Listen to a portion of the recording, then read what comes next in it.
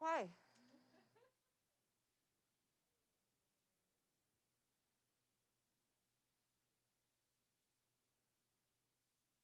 How are you guys all doing? Good? Good? How have the previous classes been? Can you not hear me? How have the previous classes been? Good? I have a lot to follow up on. A lot of pressure. Yeah. Which class was your favorite?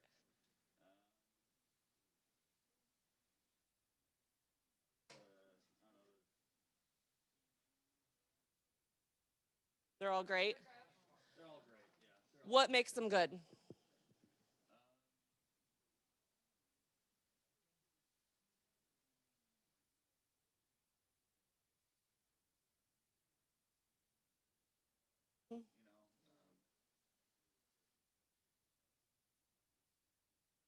Okay.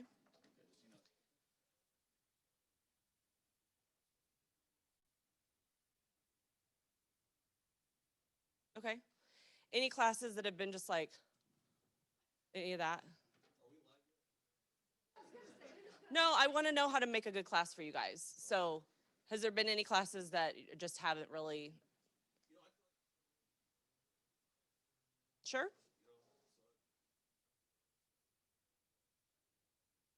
Okay. Okay.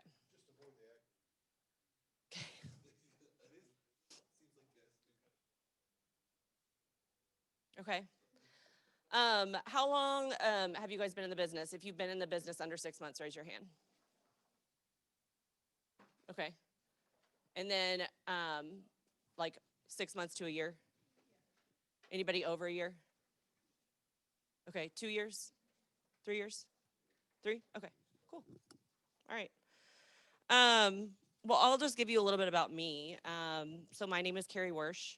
I got my license. I started as an executive assistant in 2005 for Sperry Van Ness Rankin Company. I was actually working as an EA for commercial real estate. That's kind of where I wanted to go originally. Got my license in 2007. Got my GRI in 2009. Sold my first house in 2009. I was at a boutique brokerage. We were a small little firm, and I just didn't want to go somewhere because all this training like really wasn't out there. And I'm like very boring, vanilla, follow the rules, dot my I's, cross my T's, everything's perfect. So I wanted to make sure that I was learning everything like I should. And in 2012, I moved over to Keller Williams. In 2013, I was the top individual agent in Keller Williams. I was also in 2014, was it in 2015, was in 2016. I had twins in 2015, so that happened. It's a little bit of a distraction and everything else that our family was going through. 2017, I built a team. We did 88 transactions that year. I had a buyer's agent, an executive assistant, and a transaction coordinator. My husband then joined me at that time. And then in 2018, Adam, who he's always been my mentor. I've known him since we were in high school, I guess. He came to me one day and said, hey, what does this look like if we merged our teams and we absorbed our teams? So we did that, and that year I did 144 transactions. Our team did, I should have brought my pad down, 276. 2019, I did 204. I hate talking about myself. This makes me so nervous.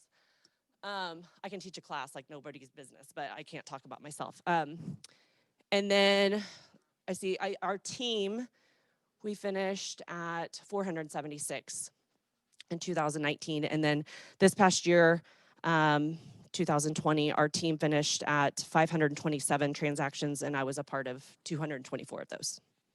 So I am the lead buyer's agent on that team. I have built a team within a team, which is something that is very, very new to KW. We really don't have a lot of other teams that have done that. So I have, well, last year, I had 2 showing partners and a listing agent because of the business that I've done for the past 10 years. I still have a lot of listings, and Adams lets me have listings. So in order to do this amount of volume, I need as much leverage as possible. And so I have a listing agent and 2 showing partners. This year I have promoted one of those showing partners. So she's now a buyer's agent. I brought on another showing partner, and I have a listing agent. So that's just the buy side. It's a little bit confusing. But I'm really good at buyers. So, and I love buyers, and it's something I'm really, really passionate about. And I think that it's something that a lot of people like really, really love. Like, you know, they see the rah-rah, like everybody's like giving hugs and everybody's happy. Listings are hard, right? You go on listings and it's a battle. Like you're script battling, you're objection battling the entire time. Buyers are a little bit different. If you can show value of you and who you are and what you're going to do for them and make it about them, then it's usually a pretty easy conversion. So that is what we're going to dive in today. Is there anything specific you guys really want to learn about today? I want to make sure that I teach you everything possibly can.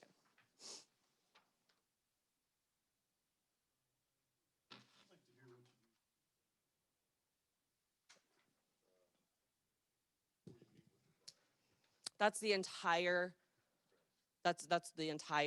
number one thing is expectation management. So buyers' expectations. This feels weird. Okay, I can't see. Expectations, and I'm terrible at spelling. What else?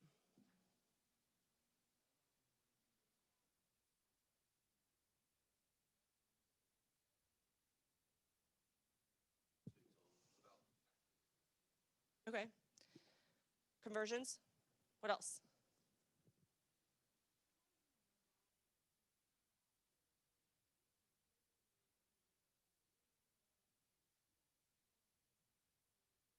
Okay. So motivation. Okay. What else? Yes. Find buyers. That's what we're going to talk about.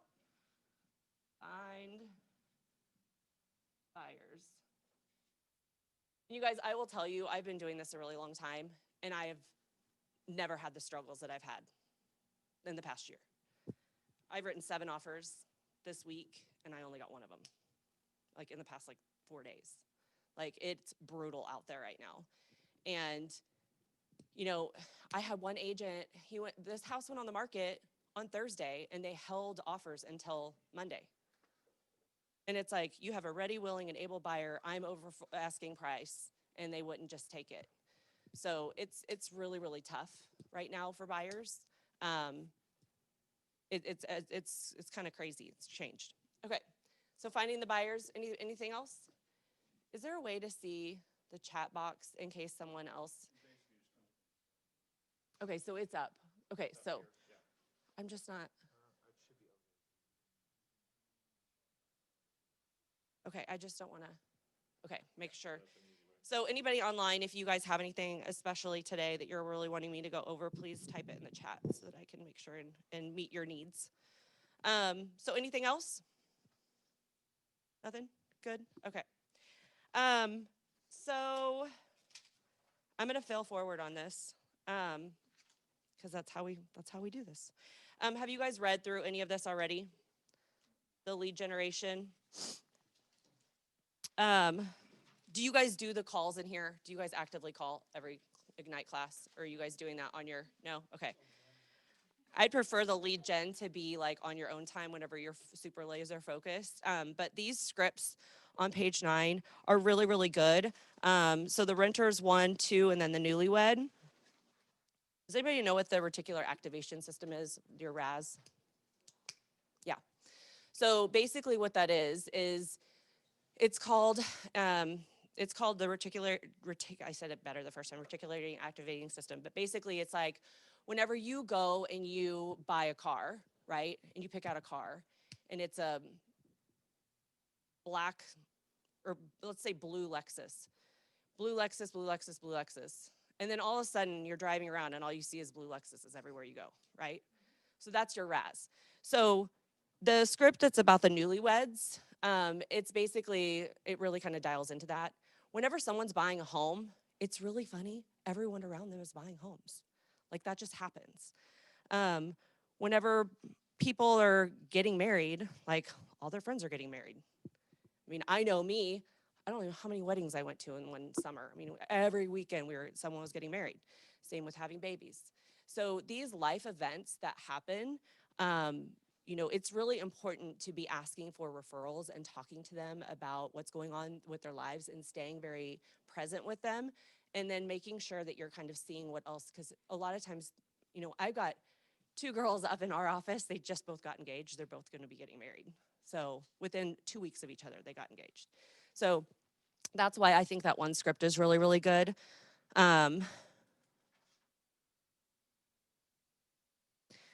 You typically know other newlyweds that are getting married and that haven't bought a home yet. So it's just, these are really good scripts. I want you guys to read through them. Do you want me to read through them with you? I mean, I think everybody can read. Okay, yeah, all right. So page 10, finding the buyers is simple, servicing buyers is inexpensive, and earning with buyers is quick.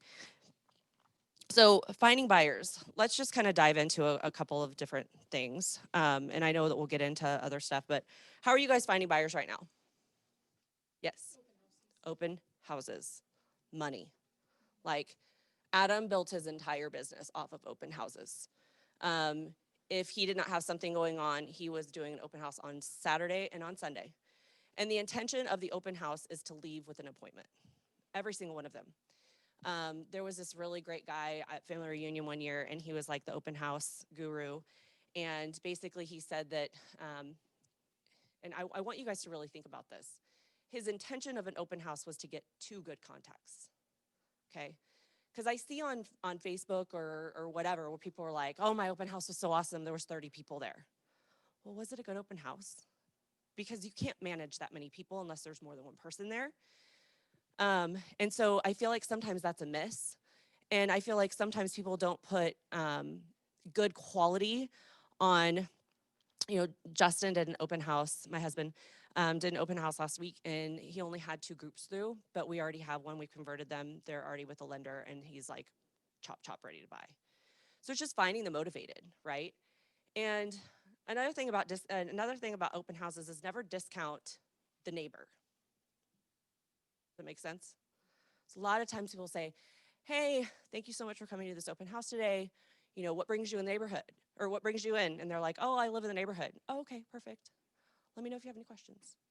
That's a major miss, because oftentimes people that love their neighborhood, they're interested in their neighborhood, they want to bring their family and friends into their neighborhood. I always become very engaging with that person if they're a neighbor. Oh my gosh, that's so amazing. Thank you so much for coming in today. Tell me one thing that you love about this neighborhood that I can tell the next buyer. Ask them questions, make them engage with you, get their information. I don't know if you guys are super familiar with like certain pockets of Springfield and the neighborhoods yet. But oftentimes what you'll find is that somebody falls in love with their neighborhood and all they're doing is moving a street over. I can tell you an agent that lives in Villages of Wicklow, she's bought, I think, 7 houses within Villages of Wicklow. She just moves to a different street because she loves the area. University Heights area, like those people, they just move. And a lot of times those don't even come on the market because they're just like constantly moving around. So never discount the neighbor, okay? They're actually really, really great people. The other thing about open houses, and I know that you'll have a whole open house thing, and we are in a pandemic, but door knocking, the 5, 5, and 10. So house on the market, you door knock 5 houses this way, 5 houses this way, 10 houses across, and invite them to come to you. It's a 5, 5, 10. That's like my little thing, whatever. But, invite the neighbors to come to those open houses because you never know who they know.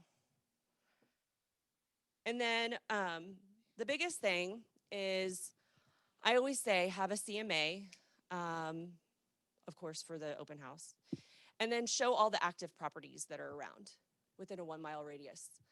And ask every single person why the house is not a perfect fit for them. So thank you so much for coming in. Can I get some feedback for the sellers? Well, I really, really needed 4-bedroom. Okay, so if this house had 4 bedrooms, would this have been a perfect fit for you? Always ask open-ended questions and find their motivation. So if they say, well, I really need 4 bedrooms, well, what about a 4-bedroom is important to you, right? Well, through the pandemic, I absolutely have to have an office and I have 2 kids. So it has to have 4 bedrooms. Okay, so if I could find you a 3-bedroom with a dining space, could you convert that to an office? Constantly asking them questions to get them to, rethink, because sometimes people are just so tunnel visioned, they can't think outside the box. But I think that if somebody says I need a 4-bedroom, then you can say, you know what? There's actually a 4-bedroom. It's 2 streets over. Is this school district important to you, or what about this location is important to you? So then I've now dialed that down even more. And then you say, well, you know what? I'm done here at 4 o'clock. I can meet you at this house at 4:15. Does that work for you? And you try to set that appointment. Adam used to do that all the time.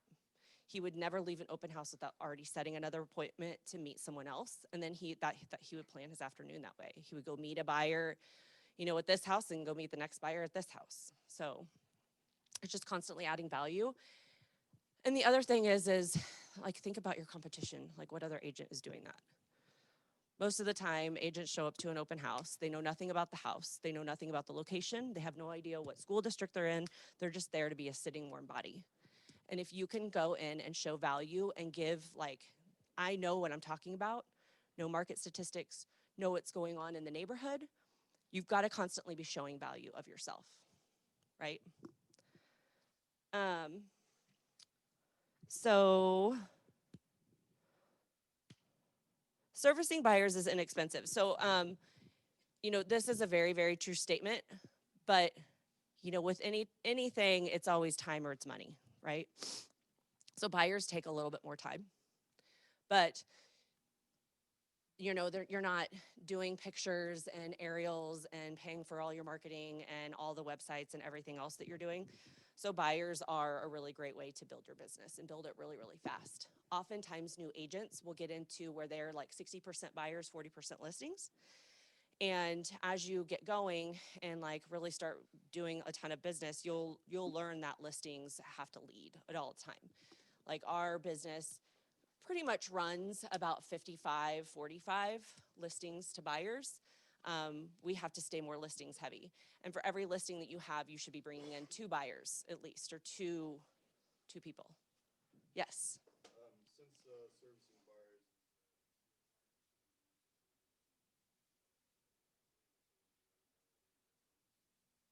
I do every time. And I will tell you, I maybe shouldn't tell you, but until I joined this team and we were doing the production that we were doing, I believe that's a loyalty agreement, and I call it a loyalty agreement. Um, oh yeah. If you want to rephrase the question, sorry, I oh, was gonna run Mike. So yeah, he asked about oh, getting a buyer's representation agreement beforehand. you guys. Yeah. What's really, really interesting is, so what I was going to tell you is that before, I never did it. Like, a lot of times it was signed during the offer. And that's what a lot of people do just because it's easy. And it's kind of a weird thing that is skewed just because you cannot list a property unless documentation is signed. You cannot do anything, right? That listing belongs to the previous broker until the time of the new sign. So it's kind of like, why are we not treating buyers like that? So I really push for a signature up front because, especially with the amount of volume and business that we are doing, I don't have time. If you're not going to be loyal to me, I'm not going to be loyal to you because I've got 60 other buyers. Yeah. So, it's always a tough thing, but I mean, I get that signed up front. And I will even tell them, like, I'm not going to take my time to set up your buyer instant notification system, get you all in our system, pass you over to my showing partner, do all the things that we do on our back end, because it takes me a lot of time for you to just run off with somebody else.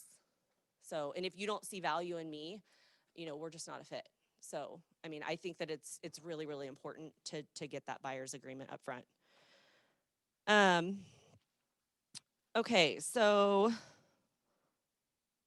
you guys are at appointments. So leads, appointments, agreements, contracts, and that gets you to your money. Converting the lead, find the buyers, qualify the buyers, and then sign the buyers. So I was a little bit frustrated to look at this and see that the NAR statistics are from 2014, because I'm like, it's not really good relevant information. So I wish they would have updated that. But this says 88% of buyers purchase through a real estate agent. I would say it's higher than that. I really, really would. 40% of buyers found their agent through referrals from family or friends. 12s used an agent they had used before. That's actually lower. That number is actually a lot lower. Just because, I always tell people, like, I'm in the business of making relationships. Like, I'm not going away. So I have repeat business. He has one guy who he bought his 17th house through him this year. I have people who have done 8 to 10 transactions with me. I have all of their family, I have all of their friends. Like, they're our raving fans. I'm not looking to show up at a closing, get $4,500 and never talk to you again. And that is 9 out of 10 agents. Yes. I'm just curious, with the amount of, you said you're more like focused on the buyer side of it. How many of those buyers, like through your follow-ups and stuff like that, are converted into listings later down the road? I mean, I don't know that answer, but I mean, it's very, very high. Our past client business is like the lifeline of our business. I don't want to get too crazy because our team is on steroids. So it's really hard. And I really do understand and respect, because I've been an individual agent. I've been by myself. I mean, whenever I moved over to Keller Williams, I had done 14 transactions that year, and I thought I was making it. So, and that quickly jumped up. I tripled, and so that went from like 12 to 45 to 69 to 88 to 144 to, 204, whatever. But so we have ISAs, which is an inside sales associate.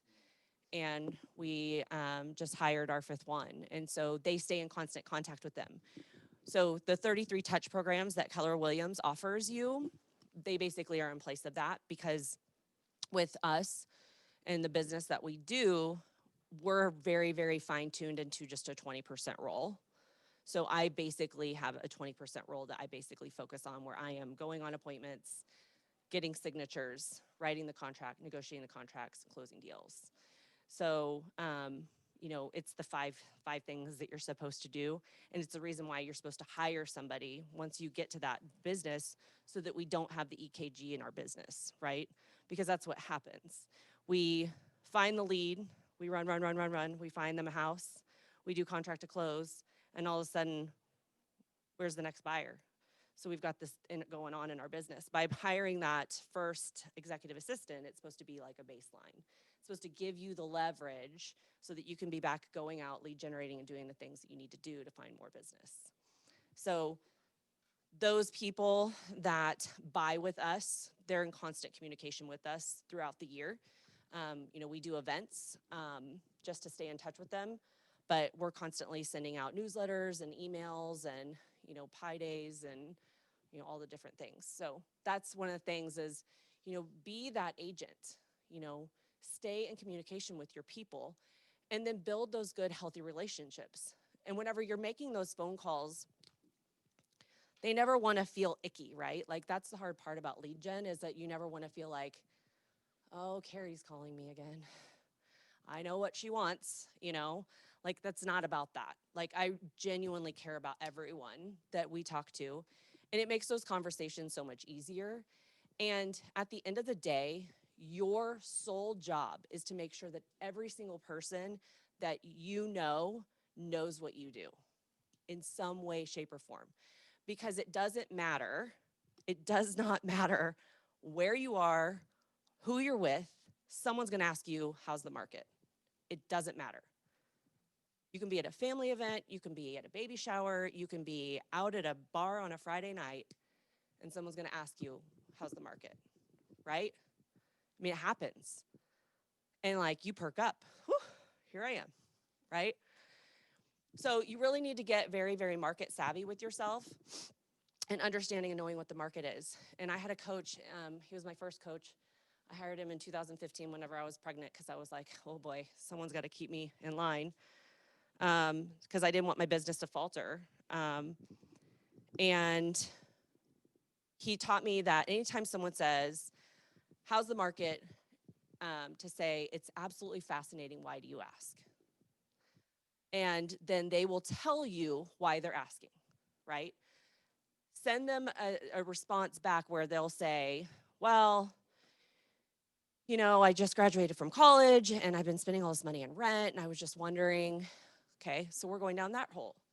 Or, well, you know, I've been living in my house for 5 years and just kind of would like some more passive income. I've been thinking about buying my first income property. So you can go down that route. So by asking them, you know, they're engaging you. Don't be like, oh yeah, it's great. Okay, you've just completely closed that door. So, you know, it's super fantastic. Why do you ask? You know, what is interesting for you to be asking me that question? Sorry, I tend to like go on rabbit holes. That happens. Any questions so far? Anything? We talked about open houses. We'll get more involved in that. Market research. Any questions? Did you guys? No? Good? Am I okay? Yeah? Okay. Are you falling asleep? Okay. I don't want to be that person. The person that I was like, who did that? They're like, Kari did.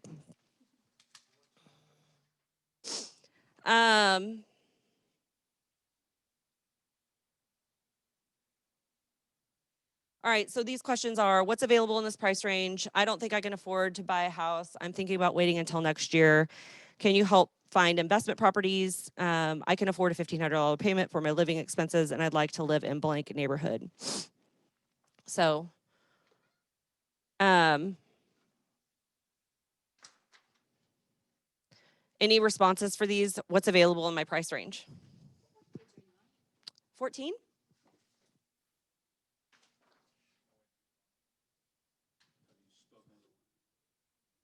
Okay. Yep. Anything else? So my response to that, and I love that, lender, lender, lender, lender, all the time. What's available in my price range? Well, what is your price range?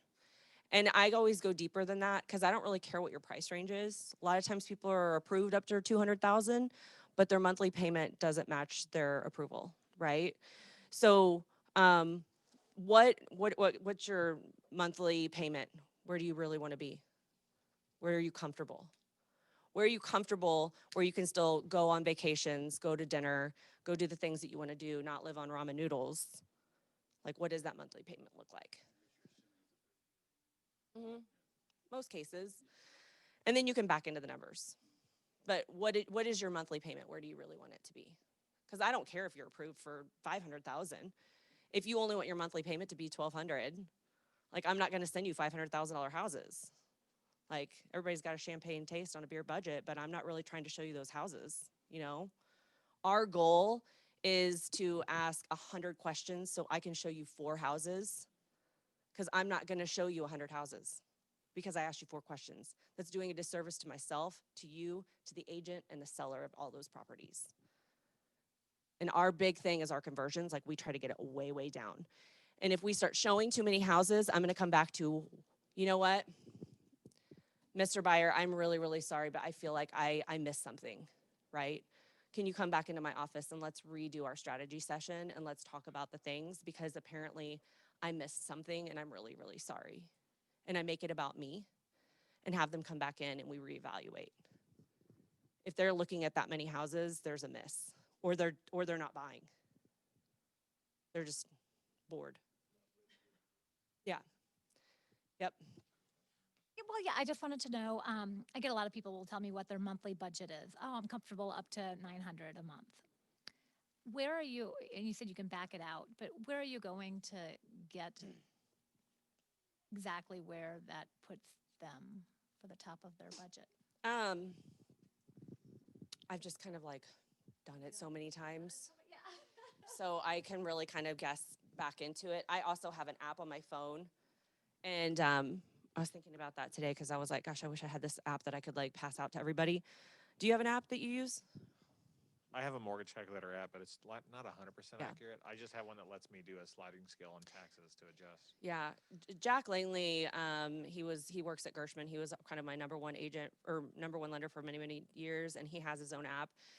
And I pretty much use it, and it basically has the purchase, and then you can do like conventional FHA, USDA, and VA, and then you can put all the numbers in, and I can figure. I kind of know by county how their taxes usually are based on the sales price, so I can figure that in pretty quick. But I can get people very close. So The taxes is a variable, right? the If taxes it's and the a newer insurance are home, variable. Yeah.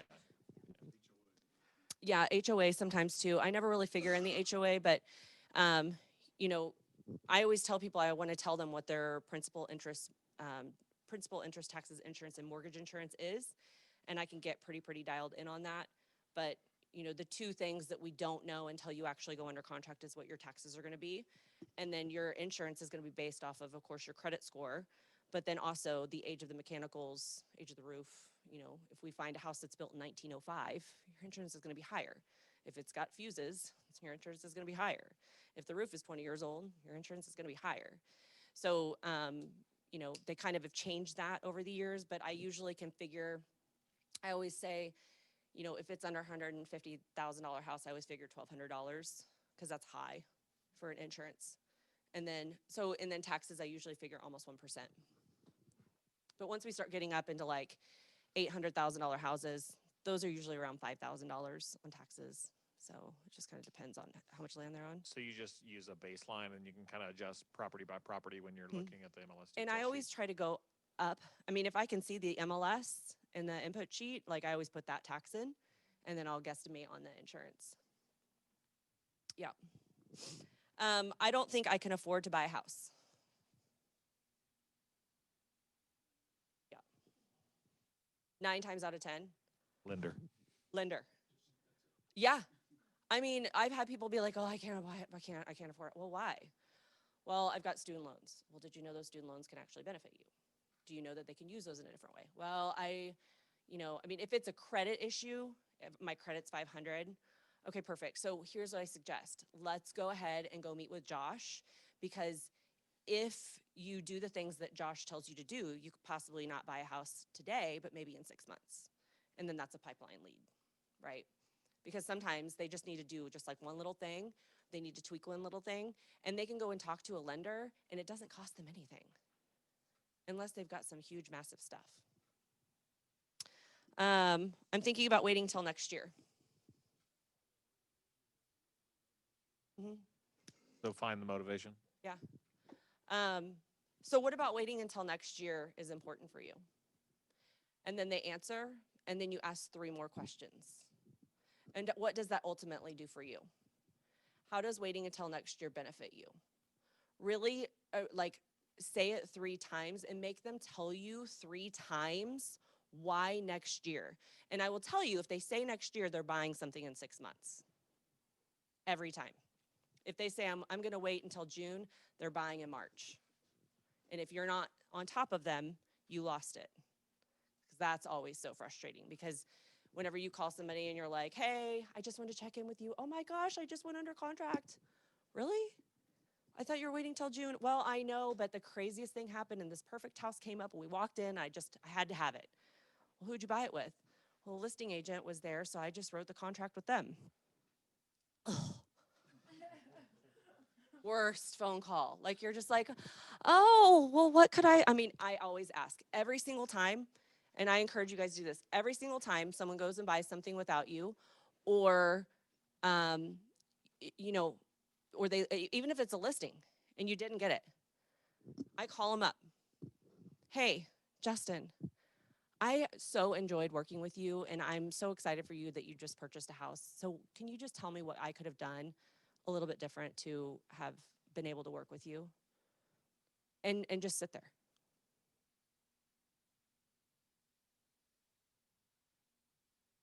But they'll tell you, right? Adam taught me to shut up.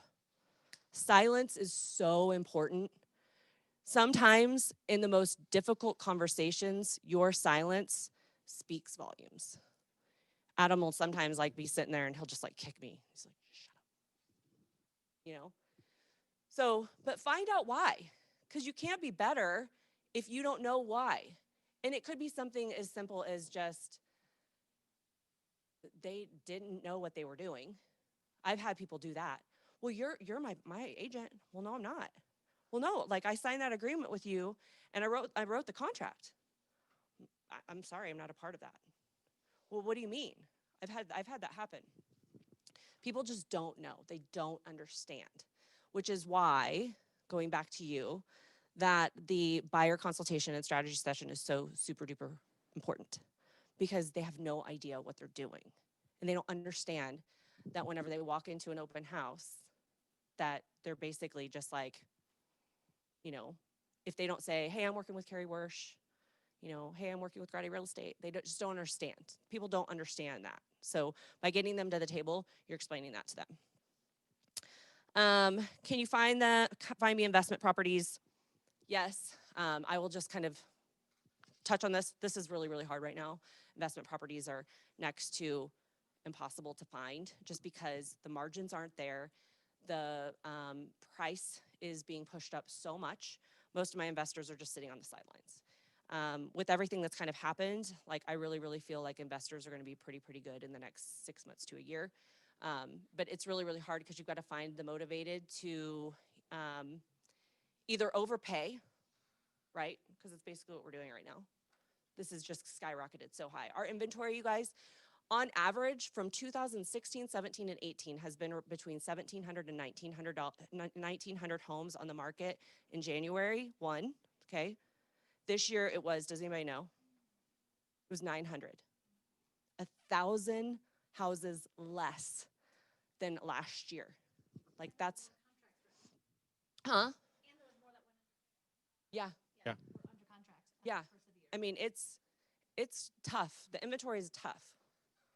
I looked at Nixa yesterday, and the solds are up 75%. Inventory is down 25% just for that zip code.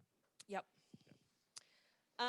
So these are things that you guys can learn. List price to sales price. Does everybody have a pretty good handle on that? What are the list prices to what it sold for? And that's where you get like the, you know, usually the stats are like, you know, houses are selling 97% of the sales price right now. And what you should be doing whenever you're meeting with your buyers to do your consultation, houses are selling between 105 and 110%. Are you a buyer in this market? Right? Because if they're not willing to pay what the market is doing right now, they're not a buyer in this market. And you have to acknowledge that and don't waste your time with them. Because if the house is put on the market for 100,000 and they come and they say, I want to make an offer for 80, well, that's just a waste of everyone's time. Because what's it selling for? 110, 115. Yeah. I wrote, there was a property, 175,000, first day on the market. I wrote 175, cash, closed 2 weeks, rights of inspection. I mean, it wasn't gonna be a problem. And someone came in and wrote 185, no inspection, no appraisal. We lost it. $10,000. It was already overpriced. It's like $137 a square foot. I'm like, I'm sorry, what? Days on the market, so DOM. Average days on the market, ADOM. BINS, that's the buyer instant notification system. So that's the back end of our MLS, which is called Flex. And basically, whenever you put all of your information for a listing, that syndicates out to all those other websites. So whenever you're setting up searches, you're putting them on that buyer instant notification system. Do you set up searches or do you do them manually? What? Like, do you set up the automated search or do you like review them ahead of time before you send them? Like, do you filter at all? Based on your buyer's Everything needs? goes to me. Okay. Because I always tell everybody whenever I'm meeting with them, I want to know what the inventory is doing. And if it's the perfect house, I'm going to hunt you down. Like, I will call you, I will text you, I will show up at your work and say, let's go look at this house. Just kidding. I don't do that. I've never done that. That's a good idea, though. Okay. Yes. So you're talking about like the emails to buyers to Yes. show them what houses are in their criteria. Mhm. Okay. Yep. All right. Which is important for that whole like consultation coming in and sitting down, so you can ask 100 questions, so you can only show them 5 houses. So that way they're being, and the important thing is, and that way I always tell everybody is, it's really, really important for you to come in and sit down with me so that I can understand exactly what it is that you're looking for. Because if a floodplain is a big deal for you, I can fix that on the front end. I'm not gonna go show you a house and be like, oh, I need to see what that is. It's a floodplain. Sinkholes, you know, I always say, what are your deal breakers? So we'll go through some of that later. But just really knowing exactly what it is that are their must-haves and their deal breakers. Price trends, I mean, right now, you know, what I would say for you guys is to really, really pay attention. I feel like Mike Brown does a really good job of talking about the market statistics, because whenever you're new, you're like, I don't have any statistics. Like, I don't know what my normal statistics are. And you'll learn that during like the listing classes and stuff like that. Use the market centers. You know, we are 379 agents, but we have a ton of really good data. So use that to benefit you. School district information, tread lightly, but always make sure to verify the schools, because I had that happen where she was with my, this was like another kick in the stomach. I have all the kick in the stomach stories if you want to hear all of them, but school district was really, really important, and she told my showing partner, which is an extension of me. However, I did not know that. And the information that was put out on MLS and that funneled through all of those other websites was the wrong school district. And 2 days after they closed, she called me bawling her eyes out. And the street was divided. This side was on one school district, and this side was on the other. I basically offered to buy the house from her. I was like, I'll buy it, and then I'll find you something else. And, you know, they didn't want to do that, but I mean, we're going to deal with that whenever they decide, if they decide they do want to move out. But I mean, that's a big deal, making sure that school districts, if that's important, make sure that you know it. Okay. This is more just research statistics. This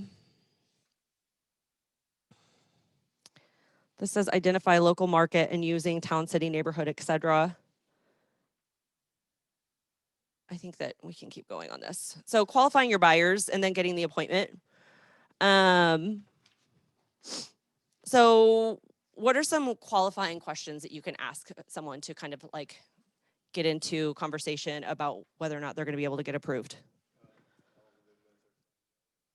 So Okay. how long they've been at the current job? I'm just going to recap. Yeah, thank you. Okay, what else? How about, do you have a house to sell? Yeah.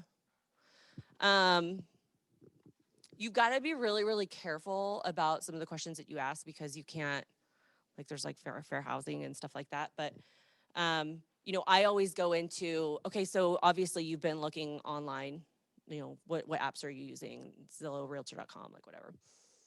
So what price range are you putting in whenever you're making those searches? And then they'll tell you.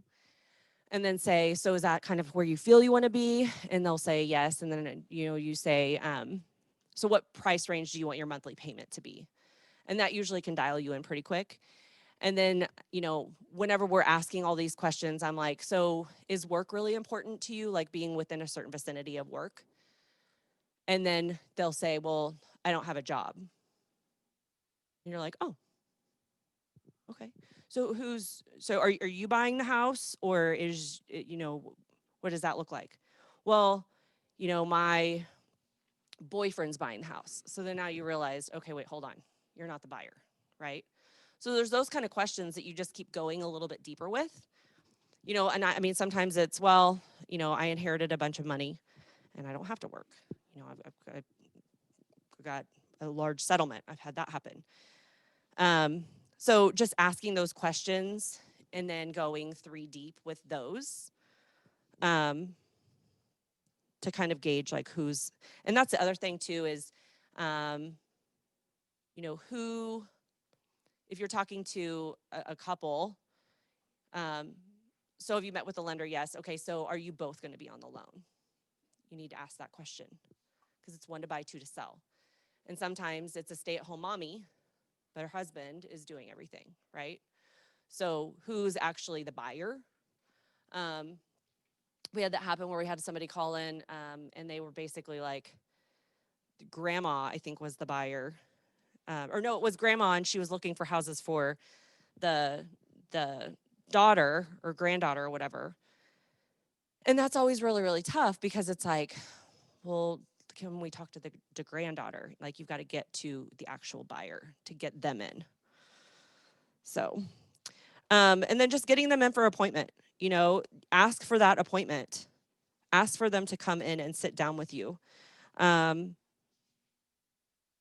You know, I think that this is like a limiting belief that people will not come into the office and talk to you about the largest investment of their entire lives.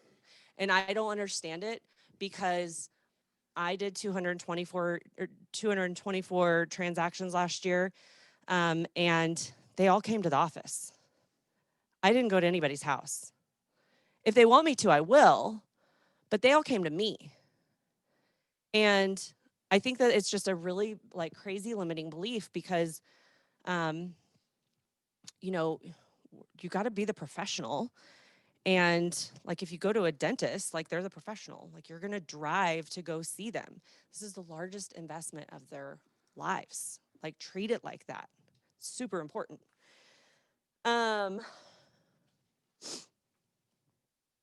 This is a 2014 statistic. Again, I don't, it says 2 out of 3 buyers interviewed only 1 agent. You know, I think that if you're not asking that question, are you talking to any other agents? You're possibly wasting your time because there's so many times where people will say, oh, well, yeah, because they are. They don't understand how the process works. They don't understand the loyalty. So be sure and ask that question so you're not running all around. Qualify them. So this says price, motivation, location, wants and needs, their timeline, finances, and their availability. And then this goes into the lead sheet. So do you guys need a break? I'm on 20 and or 21 and 22. Do you guys need a break? Yeah? Okay. Let's do a break. And it's 10:52. Can we start back at 11? It's like 10 minutes, 15 minutes? Okay.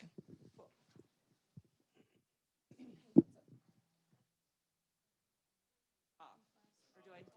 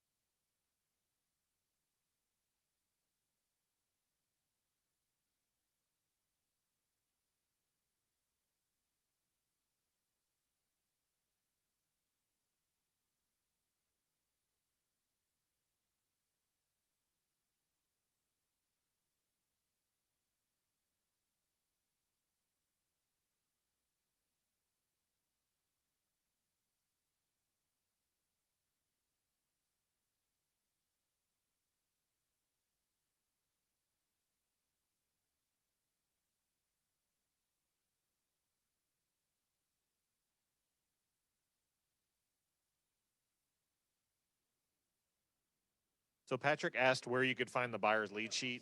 So if anybody's wanting these lead sheets that are in here, you can find them on Connect. If you search Win the Buyer and Win the Seller, you'll find these lead sheets. It's actually from a Keller Williams course called Win the Buyer, and then there's a Win the Seller, but those are all in there. That's a paid regional class that they teach, but all the resources are there. Hi, Guy Calloway. I'm waving here. Hey, how are you? I am good. How are you, sir? Living the dream. That's weird. Your audio actually comes through really loud through the speakers. That's because I'm big. That's awesome. I'm glad to know that this tech stuff works. Is the Right. audio okay for you guys?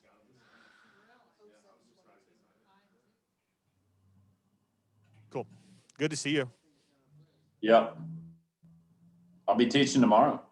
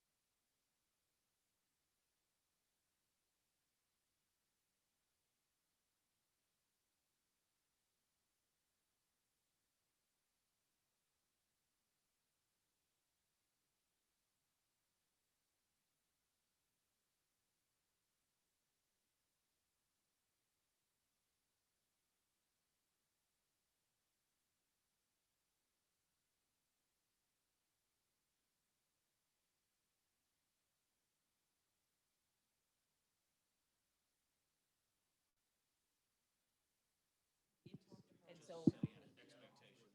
so they understand that when we leave that table, they probably will not see me again.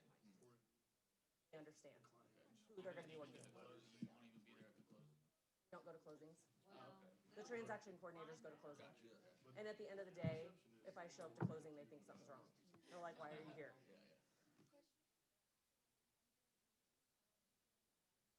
But it's like she works days and he works nights and they can.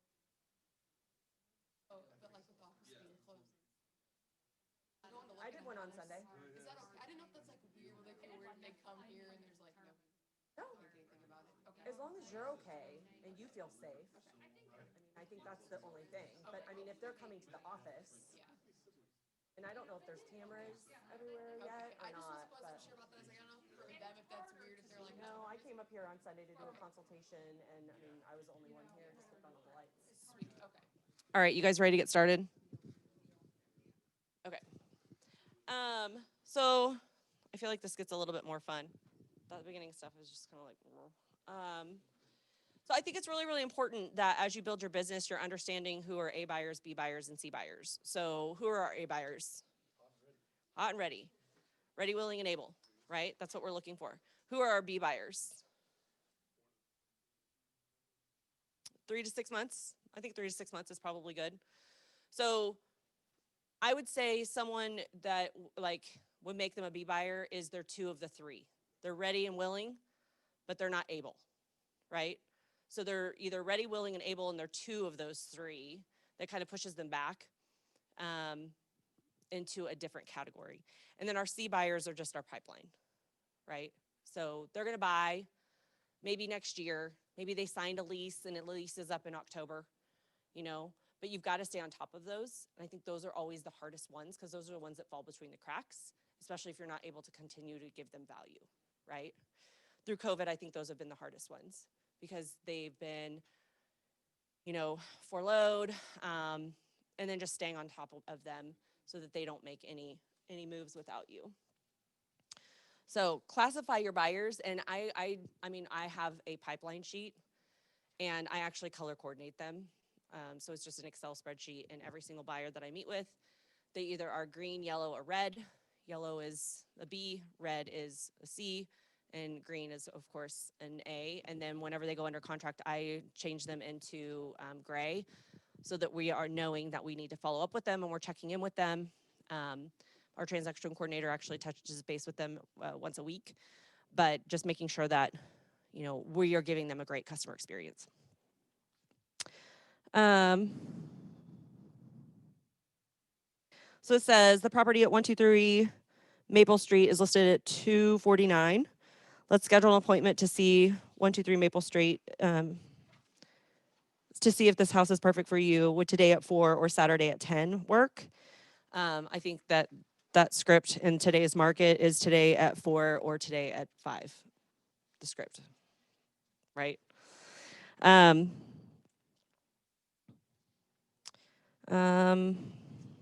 Let's meet at the office. So while we're out, we can also review other properties on the multi-list and see if there's anything else that's interesting for you. You know, I think that it's really important whenever you get like just like sign calls and stuff like that, that you are finding out all of their questions.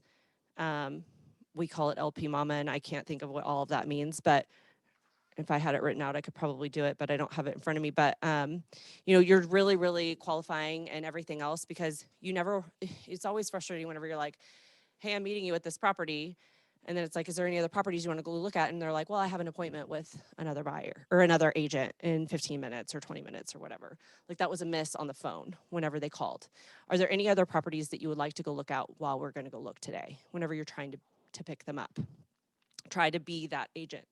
And then if they say, well, I'm going to go meet so-and-so at, you know, 123 Main Street. Well, how about I just make this way easier for you? Why don't you and I meet at this address and then I'll take you to that other one. Are there any other ones that you want to go look at? Well, I've already made that appointment with another agent. No problem. I know that agent really well. I'll call him. I'll let him know. And that way you've only got one agent that's working for you. And oftentimes they'll be like, sure, no problem. Then you call the agent. Hey, this is Kari Wyrsch, Keller Williams. I'm so sorry, my client, I didn't do a very good job. I didn't explain that I'm their agent, but I'm actually showing the house at 123 Main Street. So you don't have to get out. I'm so sorry. And they're always like, okay, no problem, right? So just offer to cancel that appointment if you can, if it's just a call. Scheduling the buyer's consultation. I think you guys can read that. I think that it's really important whenever you schedule that buyer consultation that you make sure that all decision makers are there, because that's always really, really tough. And there's many times whenever I'm sitting there and I'm like, okay, so if Katie was sitting here, what would she tell me is the most important thing about this home purchase? You know, because you're basically getting it from another person that they think they understand or they think that they know. And if he's like, well, I don't know, can we just get her on the phone for 5 minutes and like let me ask her a couple of questions? And then if you can go ahead and get the signature at that time and then do a like dot loop or DocuSign and send that out and get it signed. Even if the both decision makers aren't there, I think that's really, really important. But try to get both decision makers there when you do their strategy session and just let them know how important it is for you to understand all of their wants and needs. Okay. So talking about the consultation. So basically talking about needs, wants, values, and the buyer. This guide to buying your home is good. Hold on. I think I went past something. Oh, I went past some stuff. Sorry. Go back to page 21, and I'll go through this really quick. We already did the A buyers, B buyers, and C buyers. But I think it's really important that you build, this is the buyer lead sheet, but you're building this. And basically what I do is I have a buyer DNA is what I call it. But it's a buyer lead sheet, same thing. So you get their contact information. I always get, their children's names, all that kind of stuff. So have you spoken with the lender? Who's your lender that you're working with? Getting that information, getting the name, right? Like, I don't want them to be like, oh, well, Quicken. Well, okay, great. What's his name? Tyler Hickey. Okay, great. So make sure that you know the name so that you can reach out to them and you have all of that contact information. And it will also tell you if they're shopping other lenders, if they're like, I don't know what his name is, but I went and talked to this other person. Like, if you just ask the right questions, it's amazing what people will tell you. So the buyer lead sheet, I would start with this if you don't have one and then just constantly modify it. So I print these off in like groups of 20 usually. And every time I have to reprint a new one, I read through it and I change it. And I think about what are the questions that I'm noticing that I'm constantly asking that need to be put on the sheet so that I never miss it again, right? What are some modifications that I could do to simplify this even more? And mine is one sheet. Basically, the top category is their personal information. When is the best time for them to go look? And then the second area is just, do they have to sell in order to buy? Those kind of questions. And then the third section is their lender information. So who's their lender? What type of loan are they doing? Do they have to sell in order to buy? What do they want their payments to be? And, what are they approved for? So that's all right through there. And then the fourth section is just stats. So, and I figured out a way that I can write that all in, bedrooms, bathrooms, basement, office, lot size, all of that. Must-haves, deal breakers, right? I want to know what your deal breakers are. If being on a busy street is a deal breaker for you, I'm not going to show you House on National, right? And if you're showing up and showing House on National and then they're like, well, this is a really busy street, well, that's on you because you didn't listen, right? So it really just helps simplify all that. So I would do this and make it yours. Okay. Going to 24 and 25. So a pre-qualification and a pre-approval, you guys know the difference between the two of those? Yeah. So pre-qual is basically they've talked to someone, they've told them some things, and they're like, sure, you're pre-qualified.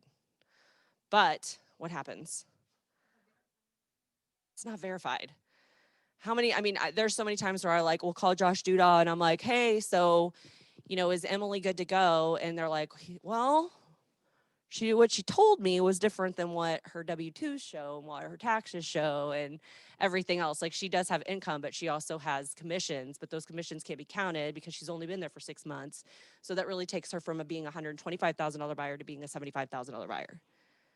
And then she decides, I'm not a buyer, right? So then we completely stop. And I don't even go with the appointment. We want them approved before I even meet with them, just because it's a waste of my time, their time. I want them approved. Because if that's happened, and if they're pre-qualified and you're showing them, $200,000 houses, and then they get approved and they're only approved for like 140, like you've now set an expectation that you're never going to get out of. Because every house they go in, they're going to be like, oh, but it's not 123 Main Street. I just love those vaulted ceilings, and it had granite, and it was a 3-car garage. And I'm sorry, this is a 3-bedroom, one bath, 1-car garage, So I think it's really, really important that you're setting that up to benefit. It's benefiting you, but it's benefiting the buyer, because that's always an uphill battle whenever you take someone in something they can't afford. Questions? Have somebody be your go-to lender. Build that relationship. It's super, super important. For many, many, many years, Jack Langley over at Gershman was my go-to. He answers me on Fridays. He answers me on Saturdays. I can get approvals on Sundays. And he sends everything to underwriting before he gives me the approval. So we've already been through everything. Now they just have to show up and give everything over. So build that relationship with someone and send them to them. Ask for the business from them too. We've had a lot of people that have been coming from Quicken and Rocket Mortgage. Wells Fargo is terrible to deal with, especially with COVID. They have been really, really tough. So learn the ones that make it really tough, and so you can show value to your clients. I never want to move somebody because it takes time, right? You go and you sit down with someone and you give them all of your information, and now they know everything about you. You feel this kind of relationship, and I always feel bad to move somebody. But if I know it's going to be a nightmare, I'm going to tell the buyer, listen, I've done this several times. Just trust me. And if you can get them to move over to that person that's your trusted person.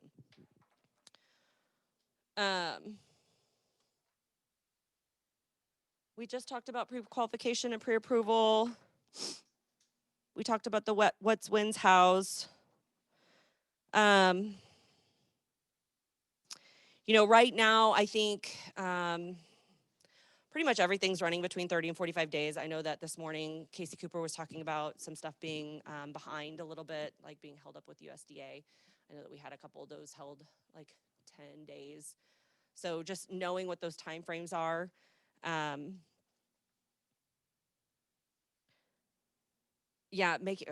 Making sure you really do know those timeframes, because I've had several people lose their rate, and we've had to do rate lock extensions. And check with your lender before you write the offer. Hey, I'm writing this offer. It's a VA. Can you get it closed on, February 28th? And if the answer is no, then push it back a week. But try to make sure that you're knowing those things up front. Okay, now we're where I skipped over. So sorry about that. The buyer representation agreement. Do you guys have any questions about that document?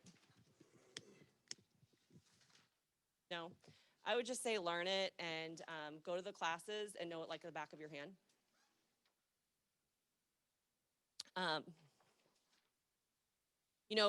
Objections are just questions that, they're just coming from, they just don't understand. And a no is not no, it's not now. So if somebody won't sign something, ask them why. What would make you feel most comfortable about this? Or is there something on here that I wasn't clear, so that they can understand. So I would say know that document like the back of your hand.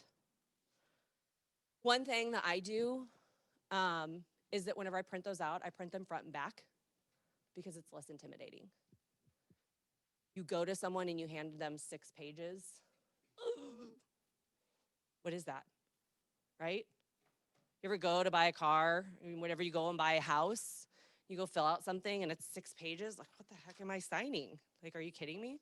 But whenever you hand somebody 3 pages, and it's the front page, the second page, and then the back of the third, the like out of the pages, it's like 2 flips, and they sign it every time. Yep.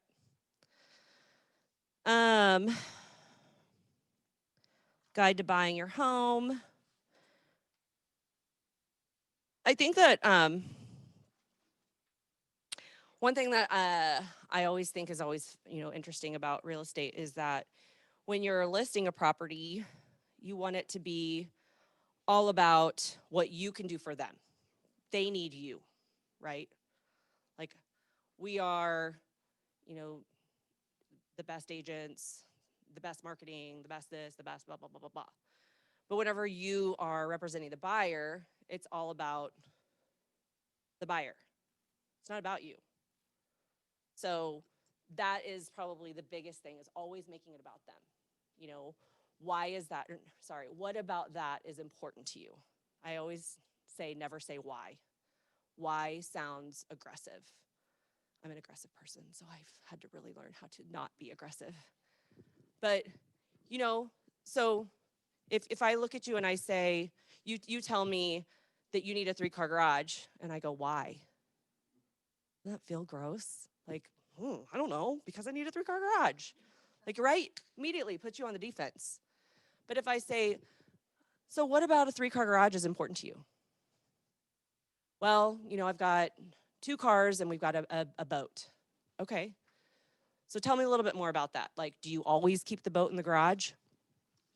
And then that can go into other opportunities and other things.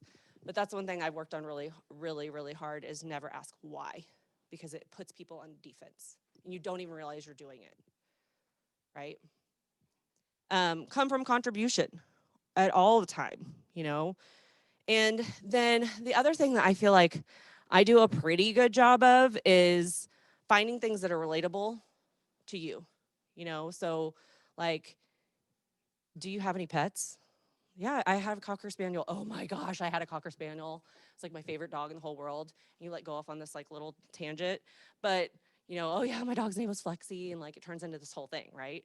Constantly looking for things that can make that more where you are like getting into this really good relationship that you're building. Does that make sense?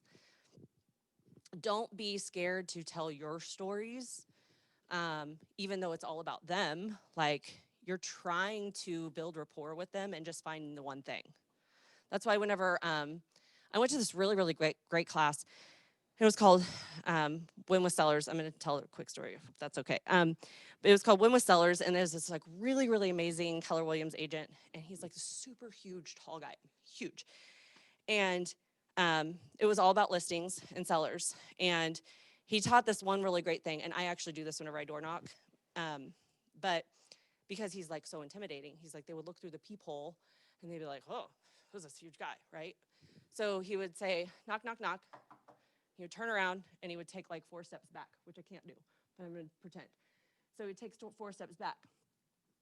And then he would hear the door open and he would turn around and he would say, hi, I'm Kari Wyrsch, I'm with Keller Williams.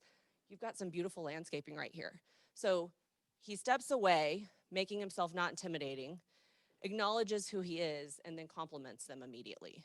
And it breaks the ice, right? And then all he's doing the entire time is trying to find something that he can connect with. French bulldog runs up and he's like, oh my gosh, I have a French bulldog. Like, you're constantly looking for those things. So even whenever you're like with a buyer in a house and you're hearing them talk, find the things that you relate with.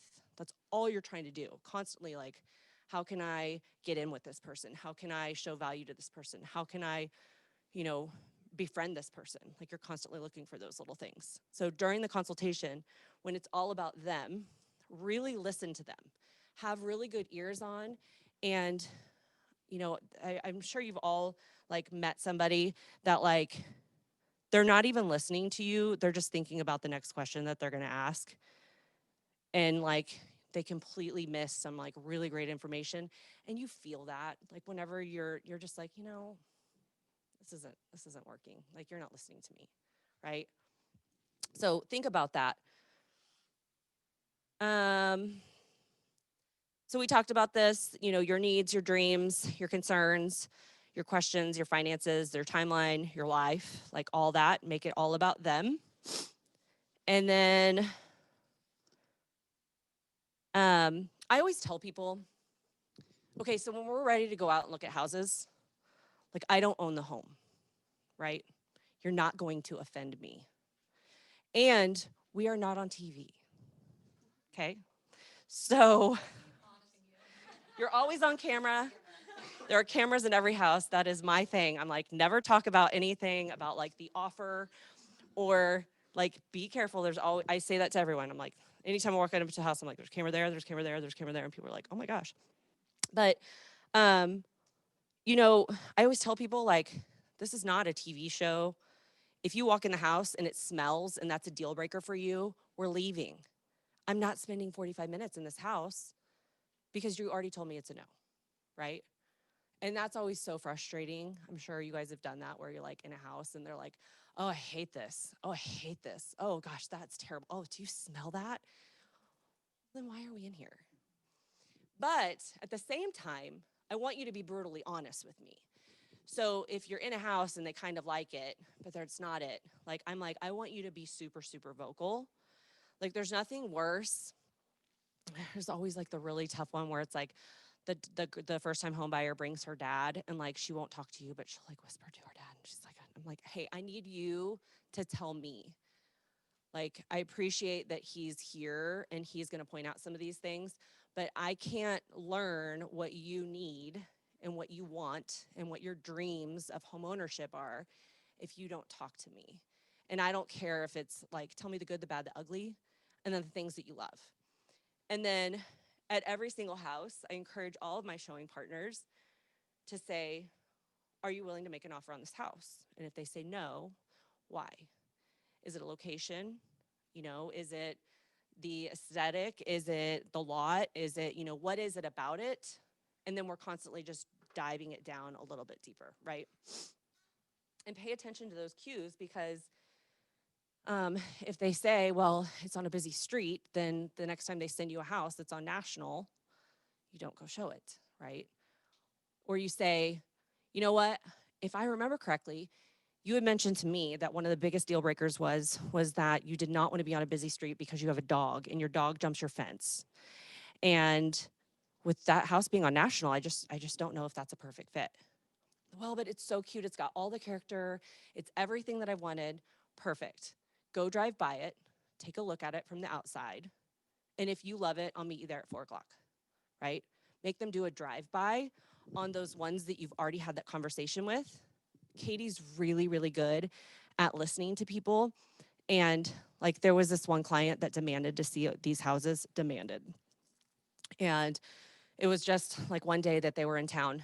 And she literally was like, you're not gonna like this house because A, B, and C. And they were like, well, you don't know that. And she literally would open the door, not even go in it, stand there. And they would come out and they were like, it's not it. She would say, why? Well, you're right. It's A, B, and C, right? And like, that build value. And then a house came on the market and I was like, this is the house, go take it. And they went, they looked at it and they bought it. So it's just listening, and always asking questions. I always, whenever I was showing houses, I would take the MLS sheets, and this was whenever we would allow people in our cars. So we would go look at a house, they would get in the car, and I would say, okay, here's these 2 houses. This is the first one we went in, and this is this one. Out of these 2 houses, which one do you like? Well, definitely not number 1. Perfect. I would take it, crinkle it up, and throw it in the back. The house is gone, right? So now we're focusing on this. This is our baseline. So we go to the next one. Which one is a good fit for you? So we're constantly just canceling out which one. And so at the very, very end, after you've shown them 4 houses, so this is the house we're gonna make an offer on, right?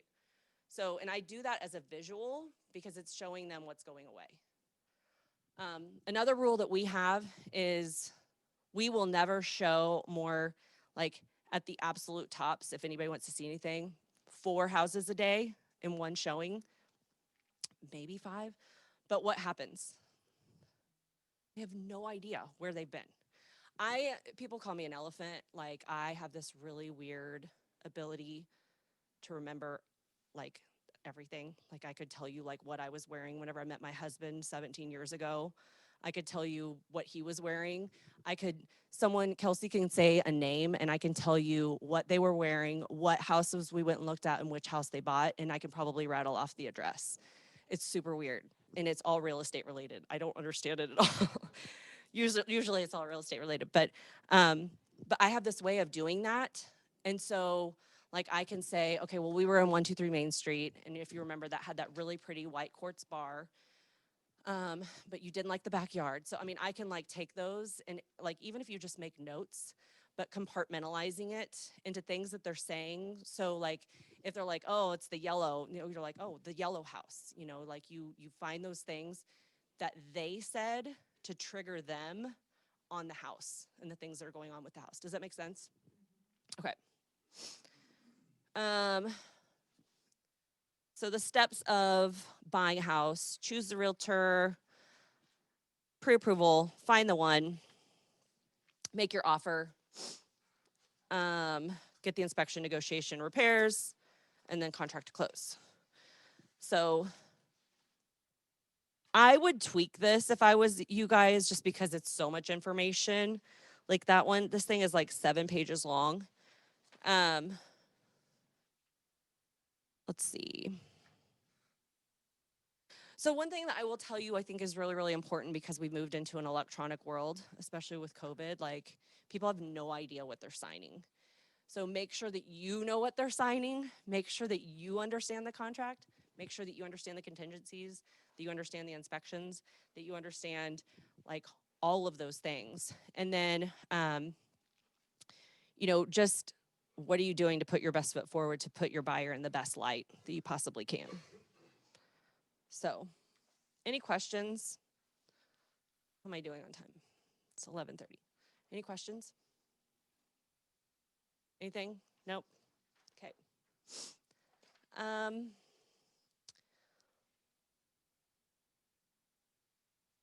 This is getting into home loans. How do you guys feel about home loans?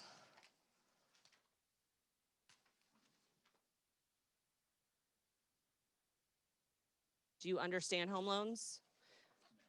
No? Okay. I'm not a lender, but I can tell you some things. So I think the biggest misconception is conventional. Like you can do a 3%, a 5%, a 10%, a 7%, 20%. Conventional does not mean 20% down every single time.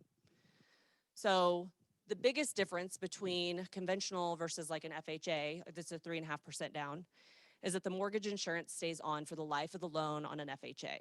On a conventional, it falls off at 20%. Does that make sense? Okay. USDA is 0% out of pocket, but it is based on population. So Springfield and Battlefield are not a part of the USDA. So it's all of the exterior, you know, cities. So Nixa, Ozark, Republic, Willard, Stratford, Fairgrove, Rogersville, and then all their surrounding areas based on population. Household income cannot be above $93,000, and there is a funding fee. So your closing costs are going to be just a little bit higher. FHA was running around $4,500 in closing costs, which was the average. However, I feel like they've gone up even more. So, I mean, I remember like closing costs were like $2,500. They've gotten really expensive. On a conventional, you can only ask for 3% of the sales price. So if you're doing an $80,000 loan on a conventional loan, you can only ask for 3% of that sales price, which is about $2,600. So you can't write an $80,000 conventional loan and ask for $4,500 in closing costs. It will not go to, it won't go to the buyer, it'll go to the seller. Does that make sense? You guys, am I confusing you? Am I boring you? Are we good? Do you need a break? Okay. VA loans, those are really fantastic loans. There's no mortgage insurance. There is a funding fee. And it does not mean that it's 0%. Like I've had several people put down large amounts on a VA loan. So just because you see VA doesn't mean that it's 100%. And I always tell agents that because I lost an offer, which was very frustrating last week because it was a VA. House was next to brand new, but the seller was like, I refuse to have a government loan. The appraisal is going to be too difficult. The appraisal, all they're looking for is health and safety issues. If there's no exposed wiring and rails missing off of, stairs and like those kind of things, you're not going to have an issue. So you're either dealing with an agent that doesn't know what they're doing and isn't able to properly educate their client. And so what I basically did on that one was I was like, well, what if we just write in that any VA required appraisals will be handled by the buyer? Basically makes it a conventional loan. The time frame is a little bit longer just because that's where we are, it's 45 days. But, those are kind of I think that's pretty much it. Do you guys? No. Always has to be paid for by the seller. Yeah. On VAs. Seller has to pay the termite. Yep. Any questions on any of that stuff? Yes. So we're talking about the condition of the house. Correct. And a stove. Stove has to be there. Okay. hmm Like somebody had told me No. that can't be true because Mhm.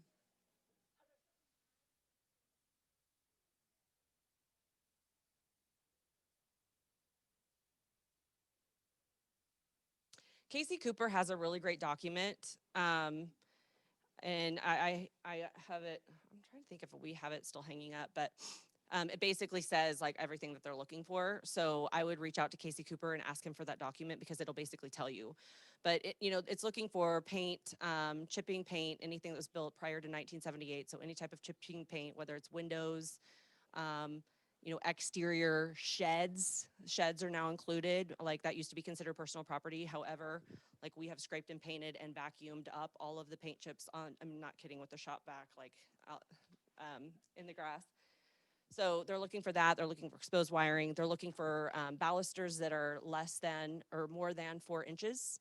And the heights of the banister, like where the handrail is. So they're looking at that. And then if there's handrails going down, they're looking for tripping hazards, mold.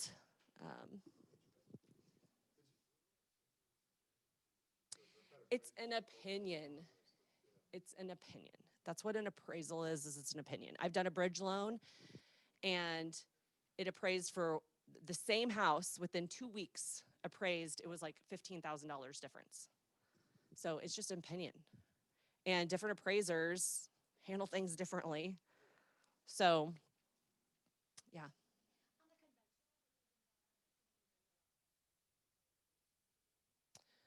I always figure them to be about the same. I really, really do. So we're like really starting to write almost most of them now, almost $5,000 in closing costs if somebody wants the closing costs. Correct. Any other questions? Yes.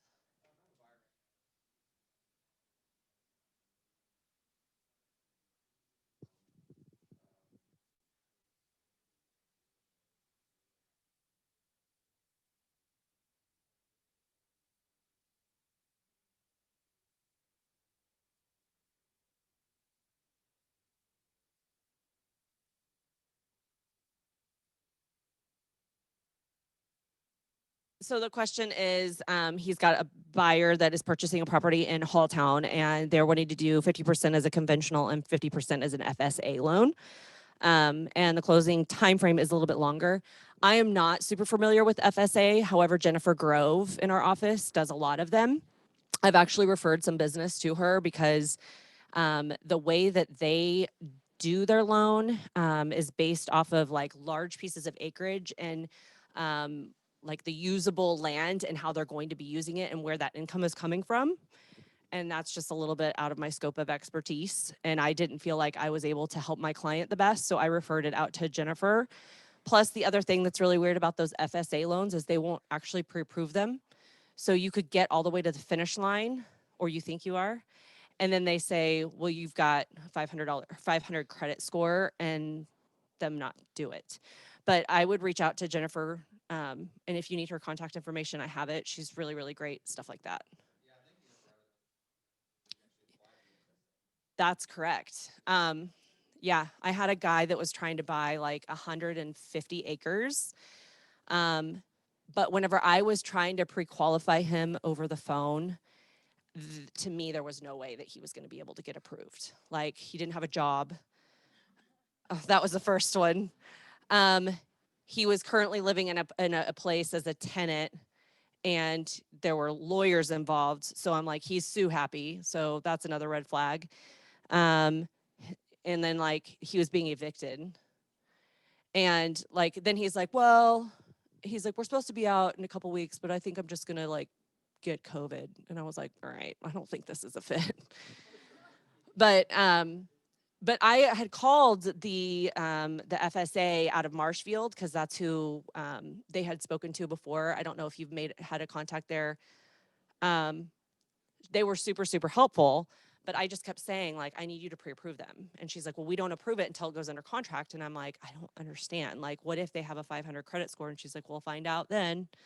Like, that seems like a waste of a lot of people's time, especially whenever you're going to go show 150 acres. Like, that's not just like a 322 on Seminole and Lone Pine. Like, that's your whole day.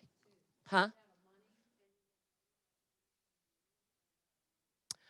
Oh, okay. So it's like a grant type program. Mm-hmm. Yeah.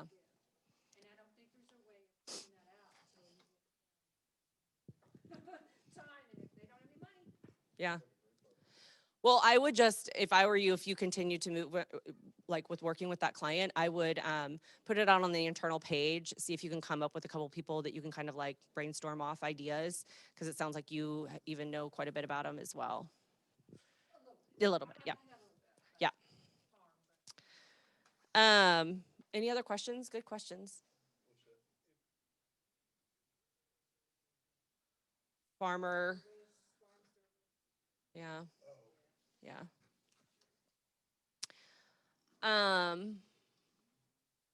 So a couple of objections.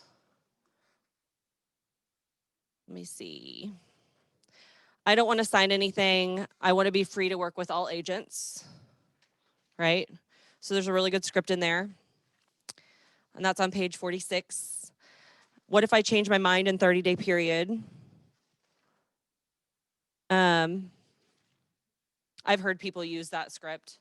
Mary Daniels, she used to work for Jay Pepison. She used to use that. Like, you know, we're just building a relationship. We're not getting married. So if something happens and you decide you want to break up with me, you can call, text, or email me, you know, that this isn't working, and I'll rip up this employment agreement, you know. I think that just depends on whether or not you're comfortable with saying that. I don't know that I could say that to someone. I don't need to work with an agent because I can find the house on my own through the internet. Like, this is not a thing, right? To me, this is not a thing. This doesn't exist in my world. Like, I don't need an agent to work with. I'm sorry, but we've been in a pandemic. If you would have told me that it's January 19th that we'd still be dealing with this, I would tell you were crazy, like back in March or whatever, when all of this actually happened. But this, like, people thinking that they don't need an agent, I think is absolutely insane. Like, you have to have an agent in this market if you're going to get the deal. Like, the market's moving too fast. And if you don't have somebody that's working for you, if you don't have somebody that's sending you properties, I blame it on these apps. I blame it on lazy agents. I blame it on people who, like, I've had some people call and they say, how is this property under contract? Like, it just came on my app. It just showed up on my app. Well, it went under contract 3 days ago. Like, you're late to the game. Like, your value is more important than it ever has been, I think, in my career. To have an agent that's like working for you on your behalf is like so critical right now. And you have to believe that so that you can get that across to your people. Letting go a buyer. Has anybody gotten to do that yet? Yeah. Tough conversation, but there's no deal big enough. It's just like, you know what, whenever you're like up at night and someone's being so rude or so disrespectful or something like that, just cut them off, cut them loose, refer them to somebody else, pass them to someone else. Don't lose them completely. I'm really sorry. I think that you're a super fantastic person. I just don't think that I'm able to give you the service that you're expecting.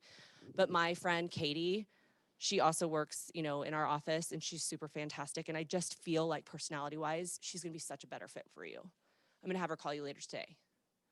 Just pass them and then get the referral fee, right? We are an agent firm of, like I said, 379 agents. Like, use that to your benefit. We have people do that to us all the time. We have people that, have had COVID and they're like, hey, will you take over this buyer? Pay us a referral fee. We had a gentleman that he was having knee replacement surgery, so we took over his people. He got paid on it. People that are going through hard times, we will take, like, my hand is always up. If you need to refer somebody to somebody, I'll take it every single time. Like, and you'll get paid on it. Like, that's the promise. So keep it within the office. Don't lose it. Don't lose the buyer. Don't lose the listing to some other place. Like, try to save it and keep it.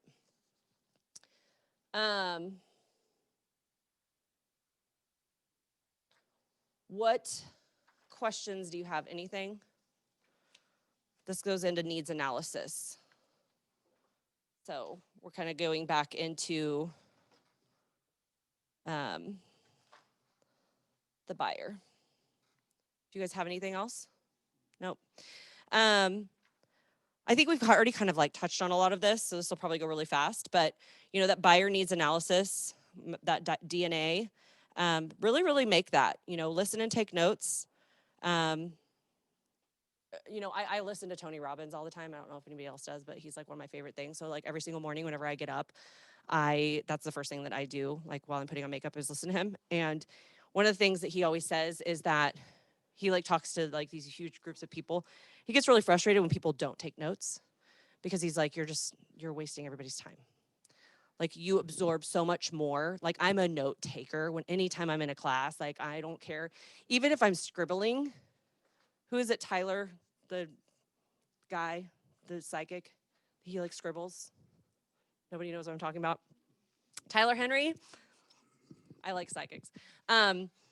But he scribbles the whole time while he's doing any type of analysis. I do that. Like, I have scribbles everywhere just because it helps me keep focused.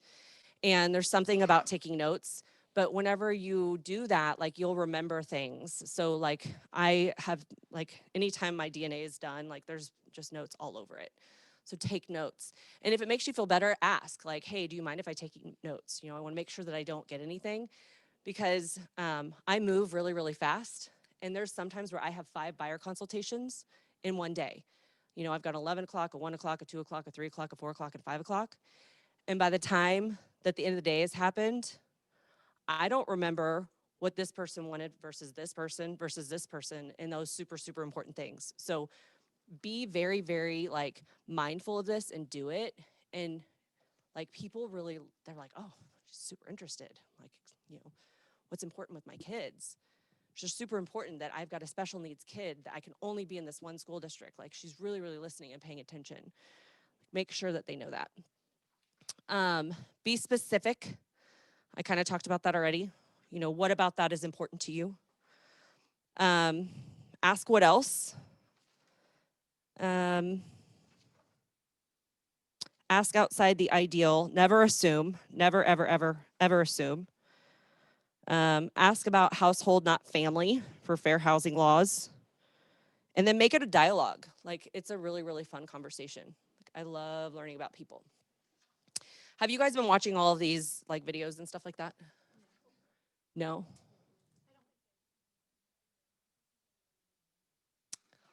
Well, in Kari's world, they do. Which one is this?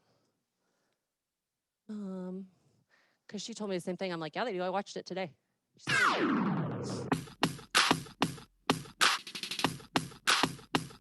Hi, I'm Jennifer Pollack, and I'd like to share tips on how to find the motivated.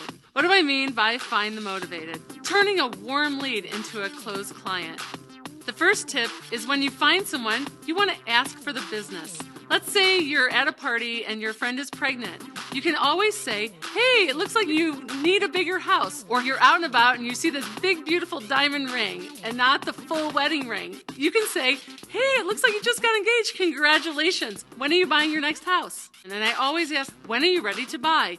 When are you looking to move into your new house? What are those underlying tips of motivation that will tip you off to having a client that's ready to do business now versus a year from now? Tip number 2, ask for the appointment. Have a calendar or your smartphone ready to say, I have availability tomorrow at 2 or the next day at 4. Which one would work for you? Book the appointment when you meet someone who's ready to do business. Tip number 3, so now you've got the appointment, you want to pre-qualify that appointment by using scripts. Ask questions such as, have you met with the lender that I referred you to the other day? To make sure that they have their price range in mind when they're meeting with you to buy a home, and that you know they're able to sell a home or that they're motivated by a desire to have another outcome, like maybe they're relocating or they're downsizing their home. There has to be some motivation level to continue forward with the appointment. Tip number 4, use embedded commands. When you get in front of the people face-to-face at your appointment, you want to be talking embedded command language, such as, when you're comfortable and confident that I can sell your home, then we'll sign the contract tonight. If you're using that language throughout your hour or half an hour appointment, they'll be more comfortable when they get to the end and they'll sign that contract and then you can move forward. The last step is you've signed them up and now it's your goal to get a referral. When you're in conversation with them on the phone, in the car, at the closing, use questions. Who else do you know that's looking to buy a home, sell a house, or invest in real estate that I can call today? If you keep saying this throughout the process, you'll find yourself turning more of your current clients into referral business that will generate lots of easy sales for you. So go out there and find the motivated and have a great day. So this will kind of go back into like lead generation and stuff like that, but you know, I think that one of the hard things is that I haven't really been paying any attention to the PowerPoint, so sorry, you guys. But lead gen doesn't just have to be like cold calling, right? Like it's everyday conversations that you're having with people, and I do realize that through like COVID and everything else, like the face-to-face has been a lot more difficult. But I used to like teach yoga and I would put people in like weird poses and then I would just have conversations about my day. And they all knew I was in real estate. And I mean, like still to this day, like I was at the yoga studio just the other day and this girl's like, oh my gosh, yes, I've got to buy a house and I'm not happy with my agent. I'm like, perfect. Like, let's set up a time. So, you know, just like talking to people, like those count as that's like lead generation. Like you don't just have to like grind on the phone like all the time, right? That's like the hardest part is doing those activities, but it can be just different. You know what I mean? Like I'm not one to be at the grocery store, but I mean, how many times and like be like, hey, do you want to buy a house? Like, you know, I'm not that person, but I do know that it's really, really important to like wear a name tag. Like Mark Stewart has on a name tag everywhere he goes, or he's wearing some type of swag everywhere he goes, or it's on his computer or whatever. But like, how many times have you been sitting in a restaurant and like you're like fully engaged in a conversation with the person across from you, and then all somebody's like, "Oh yeah, I've got to sell this house." You're like completely disengaged with the person that you're or like the whole table, and you're just all of a sudden like, okay, I can fix that. Okay, yep, mm-hmm, you know. And then what do you do, right? Do you go over and say, hey, I'm like crazy about, but I heard real estate and I would love to help you. Here's my card. And there are a lot of people that do that and feel comfortable with doing it. And I've done it. I used to, I don't do this anymore. Probably, yeah. But like whenever I would go to a restaurant and I would have really great service, I would leave a good tip and leave my business card, thank you so much. If you ever need anything, let me know. I mean, it's just an ask. And Adam actually did that all the time. He likes to go down to Branson at a restaurant that's down there. And he actually, that waiter actually got his license and is in his downline because he started having these conversations with him. There's a guy like, we're all creatures of routine. Like I'm very, very boring vanilla person. Like I go to the same places, I do the same thing. I eat the same things every time I order, it's the same. So we're creatures of routine. And whenever you go to the same places, you start meeting people. And like, we'll go to Haruno and Adam will be like, hey Josh, how are you? And then all of a sudden he's like, oh, I'm getting married. Oh, cool. Yeah, I'm thinking about buying a house. It's just like those things just start happening. It's very, very easy conversation. So just those things, think about lead gen in like a fun way. I don't know if have any of you guys done Bold? Yeah. So the Bold 100, I realize things are kind of like weird right now, but just like getting in those contacts and I think through COVID, like what our team has done, I feel like an exceptional job with is, we have all these people in our database and, we try to touch all of them on specific timeframes, and all of them are set up differently. But, just calling somebody and saying, hey, how are you doing? Like, do you need anything? How's your family?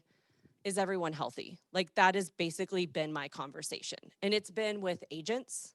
Like I called Donna Cleos the other day and she's an agent at Murney. I don't know if you guys know who she is. She does a ton of business. She's super fantastic. I love her. I've done several deals with her. I'm like, how are you? I'm like, how's everything? How's your health? How's your family? And she said, normally I would just say I'm fine, but she's like, we had a death in the family, and so we're sending her stuff, like we're gonna send a card and just being really where I think the big thing in right now is meeting people where they are and how can you be someone for them. You know what I mean? Like we would just call people and say, hey, how are you doing? Do you need anything? Adam went out one night and he spent 3 hours at a grocery store because somebody needed groceries one night. Like he went and got their list and like went and did it. And it's like, be that agent that's willing to do the things that other agents aren't willing to do to set you apart from somebody else. But just calling and just asking how they are. And like whenever all of this first started, back in March, Adam and I jumped on a Facebook Live and, we were just talking about the conversations that we were having with our clients. And if it gets to the real estate market, then fine. And if it doesn't, it doesn't.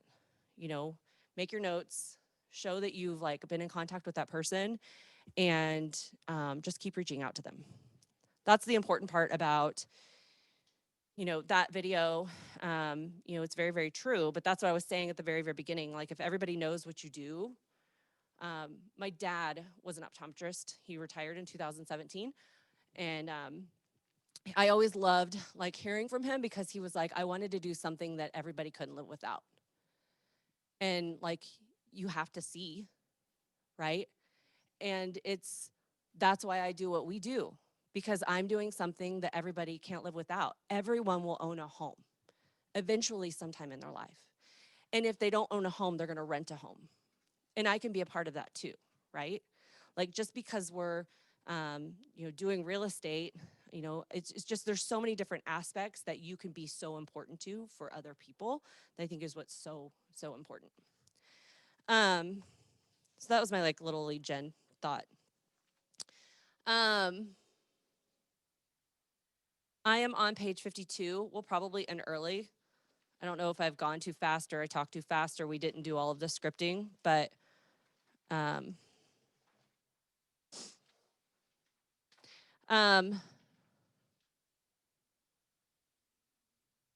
writing offers. So this just says like 5 must-haves. So I think it's really important to know like what are their absolute must-haves. I think listening to people is really, really good. So like whenever people are like, well, I've got a 2-year-old and I've got a baby on the way. And they're like, okay, so, we're $150,000. What sets you apart from somebody else that's doing that consultation? I think is always like what I'm constantly thinking about, like what questions can I ask that will give value? And I almost want to find something that they're like, oh yeah, that's a big deal. Because they've already thought about it. Like they're coming in to tell you what they want, but at the same time, like they've already thought about it. And so, we absolutely have to have 3 bedrooms because I've got one on the way and I've got a 2-year-old. Okay, so bathrooms. So 2. Okay, well, is that 2 full or is that 1.5? I'll do 1.5. Okay, do you need a tub? And they'll just sit there. Oh, I have to have a tub. Like how many houses can you immediately say, we're not gonna go look at those because there's no tub? Like it's often. So if that's really important, then you're doing that call up at the front. Hey, Donna, I know that you've got this house on 123 Main Street. I just wanted to make sure it has a tub. Otherwise, I'm not gonna show it, right? So those things, as minor and simple as they are, like it brings value, like you're really listening to them and you're not wasting anybody's time. I did one the other day where like this was a move-up buyer. So they're currently in a house. We're actually getting ready to list it this week. It is I'll tell you guys about it. $180,000, and they're moving up, and their new price range is $300,000. And so they were like, well, I'm like, is there any deal breakers? No, we're really easy. I'm like, okay.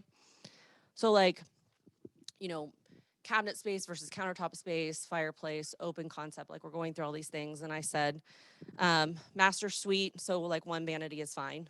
And he just, I'm like, there it is. Like that's a deal breaker for you. You have to have 2 vanities, not spending $300,000 and having 1 vanity, right? But it's true. Are there $300,000 houses out there with single vanities? Yeah. So just finding out what those are and just keep asking questions. Writing offers. Do you guys have any questions about writing offers?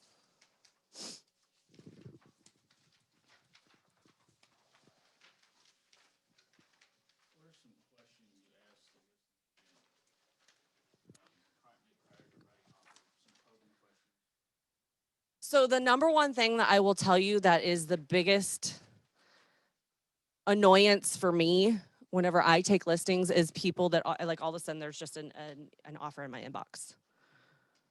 Nobody called me. Nobody texted me. And I don't know about you, but whenever I come, I've got so many searches set up. I've got so many emails coming in on a weekend. I will come in and I have like 484 emails to go through on a Monday morning. And like, where does that, it just gets buried. So the number one thing is always, always, always call the listing agent. Say, hey, this is Kari Wyrsch with Keller Williams, and I just wanted to let you know that I'm going to be submitting an offer to you. Do you currently have any offers? Always. And if you have to do it through text because you're at another appointment, hey, I'm with a client. I will call you as soon as I'm done with this, but I just want to give you a heads up. I'm about to send over an offer. Just making sure that you are giving all of that information. And I always ask them, especially right now, like, what are the terms of the seller? Because who's in charge right now? The seller. Every buyer right now is putting their tail between their legs and giving the seller whatever they want, right? Is it a closing date? Is it a closing time? Is it, what is most appealing to your seller? I mean, is it 60 days? Is it a reverse contingency? Like, we're literally just bending over backwards.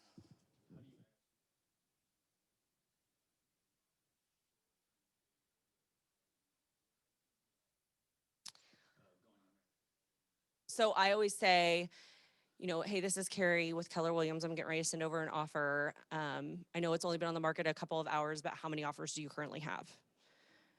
And they'll say, well, I have 3. I'm like, perfect. So are any of them full price in cash? And then they'll answer me.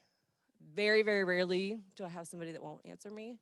But oftentimes, if you call and ask the right questions, the other agent will sing like a bird. They'll tell you everything. Yeah. And in all honesty, like, I've really kind of like, oh, Kari, I can't tell you that. Well, actually, you can, because if you look at line whatever on the listing agreement, it says that you can tell me everything about the offer. Did you check that box? What are you talking about? I didn't even know that existed. Oh, you should go read page 1 of the listing contract because it's on there. Like, it specifically says on there they can tell you. Mm-hmm. Yes.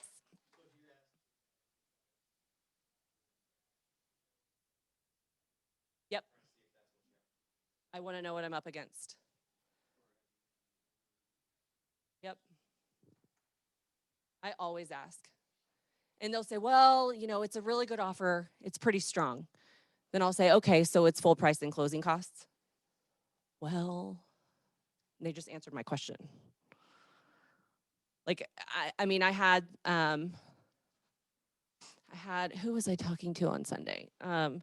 She was like, Kari, I can't tell you that. But I mean, I can ask questions to where I can pretty much figure out basically where it is. And the hard part is, you guys, I think it's really, really important. Like, right now, our jobs as buyer's agents it's the hardest job we've ever had, but it's the easiest as far as CMAs because basically most people aren't running them.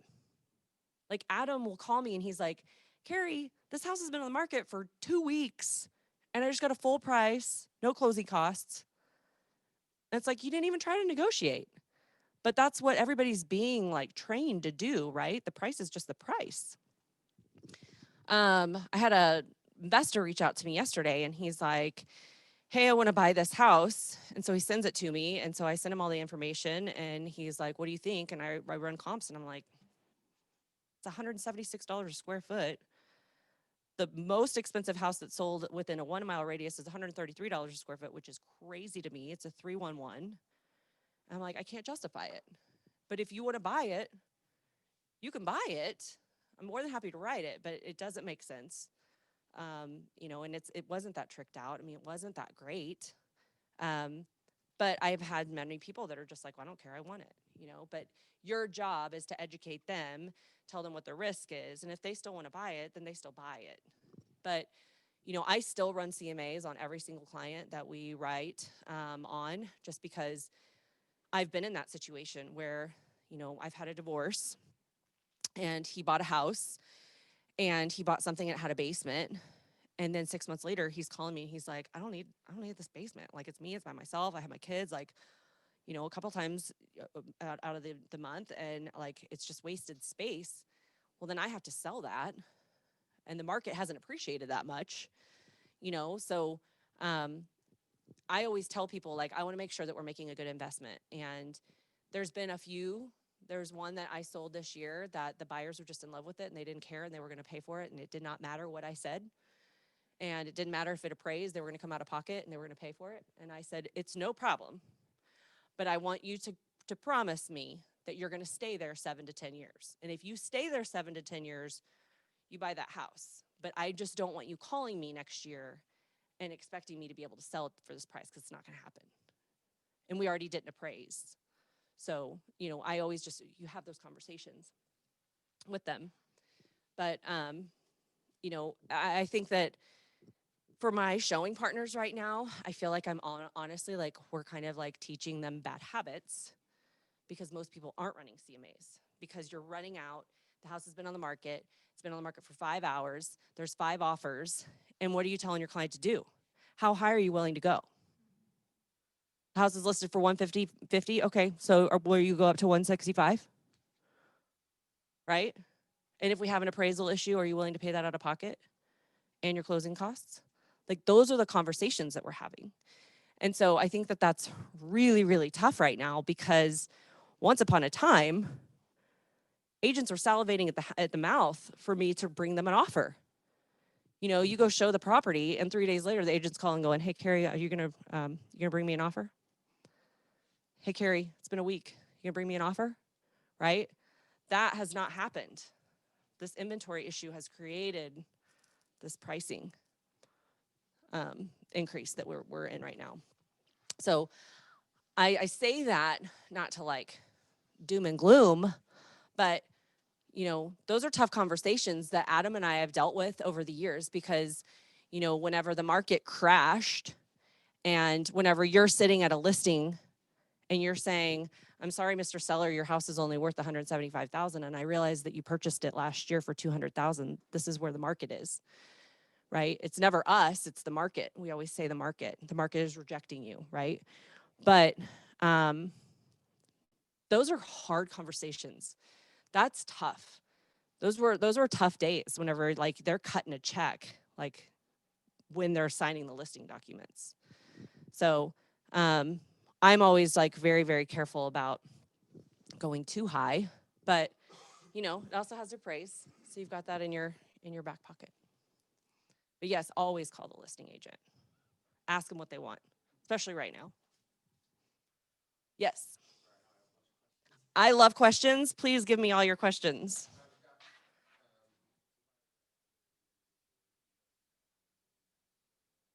Okay.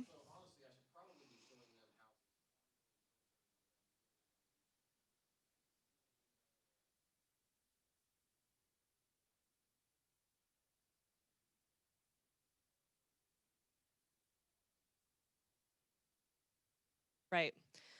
So the question is, he's got some buyers that are purchasing a house, and they're a young couple getting ready to get married, and their purchase price is $150,000. And do they need closing costs?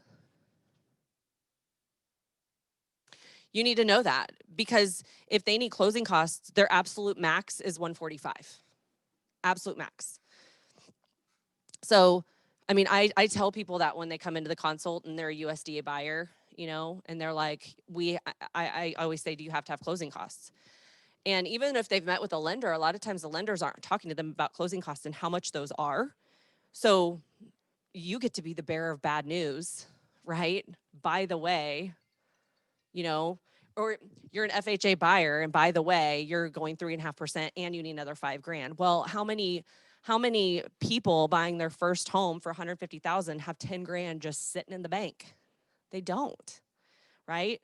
So they need that. It's really, really important that they need that. So I always tell them, like, hey, I don't want to set you up for showing you $150,000 houses when we're going to have to roll those into your loan, because that's essentially what we're doing. Like, your absolute top is 150, so we need to be looking at 145. And that's a really good conversation, so that they start really getting into their head that we're not making lowball offers. You're paying 102% of the sales price because you need closing costs, right? Yeah. Does everybody understand what closing costs are and what they go to and why they are what they are?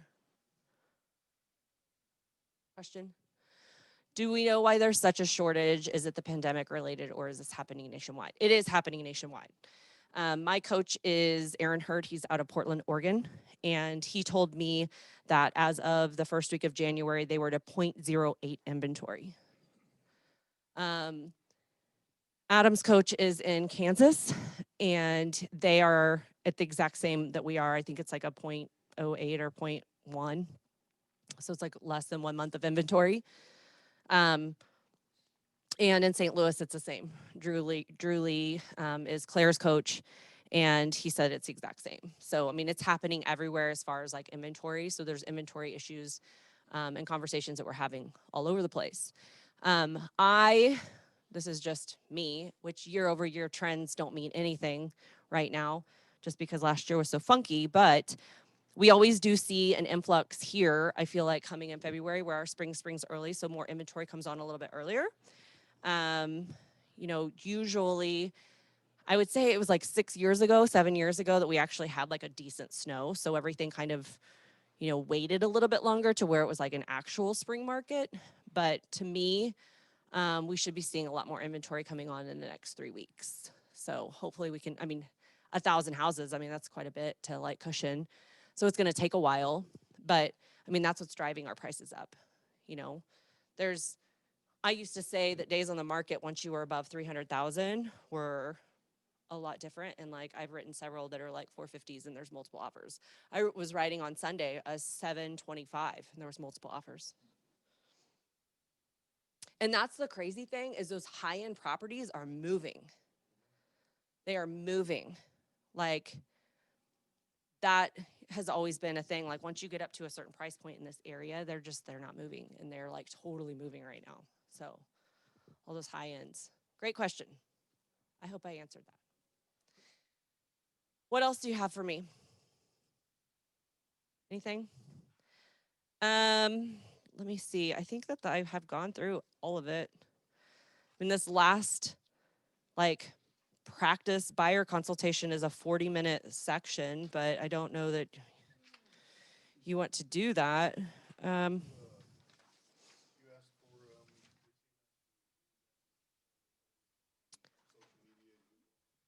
Yes.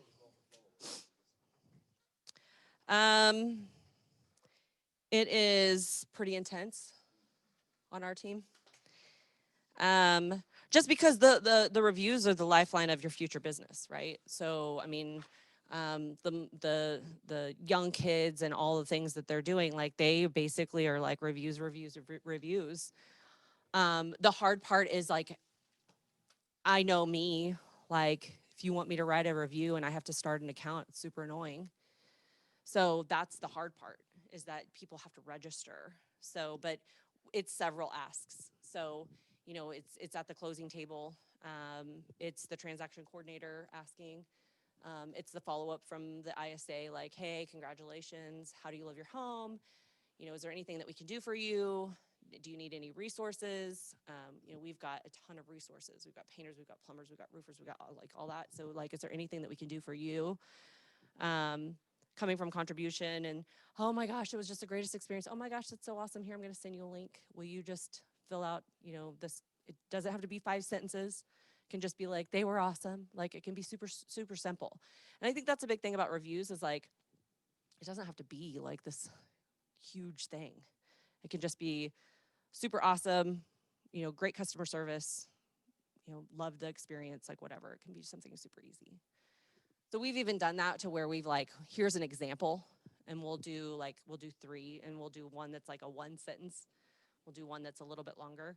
But if you can show people what other people have done to make it really easy, then they'll do it. The ones that like send an email, Kelsey like makes it really nice and then posts it on all of our stuff. So we have a full-time marketing director, so she handles all of that. But it's several asks, you know, and it's a lot of follow-up because people don't like to do it. It's always really tough. Anything else? Was this good? Good? Yay. Did you have a question? Well, a little bit. Hmm? And I'm just wondering, I have done nothing with them at this point. How to be a way that I could be putting that out?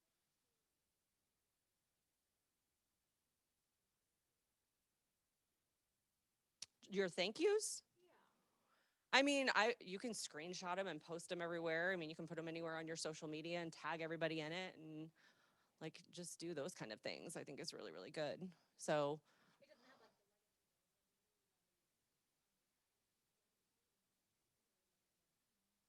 I have no idea. I don't know. We get thank yous, we get gift cards, we get bottles of wine, we get like all those kind of things. So, and we're always just like, you know, look how amazing our clients are. They got us this amazing, you know, gift basket, or they sent us these cookies or whatever. So we're just always Kelsey's always really, really good about spotlighting people and like thanking the thank and really making a huge deal out of it. And, you know, if a lender comes and brings us something, like it's all over all of our social media, you know, and then everybody's tagged and the company's tagged, everything's on there. So, yeah. Yeah, go get it, get a signature. If you guys need anything from me, email. After I told you my email gets bogged down, email me. No, but we're upstairs in this corner way over here, and I'm here. Like I don't leave the office because of my role now. I don't show properties anymore. I don't do inspections. I'm pretty defined down to a very specific role. So I'm in the office a lot, doing all that. So if you ever need anything, you can swing in and try to grab me. Most times you're gonna have to schedule an appointment to do something. But I mean, if anybody needs anything, you know, I'm more than happy to help any way I can. My email is kariw@kw.com. And I hope that you guys enjoyed this. Yeah. Thank you guys. It was nice to see you all. Thank you guys for joining on Zoom. I really appreciate you.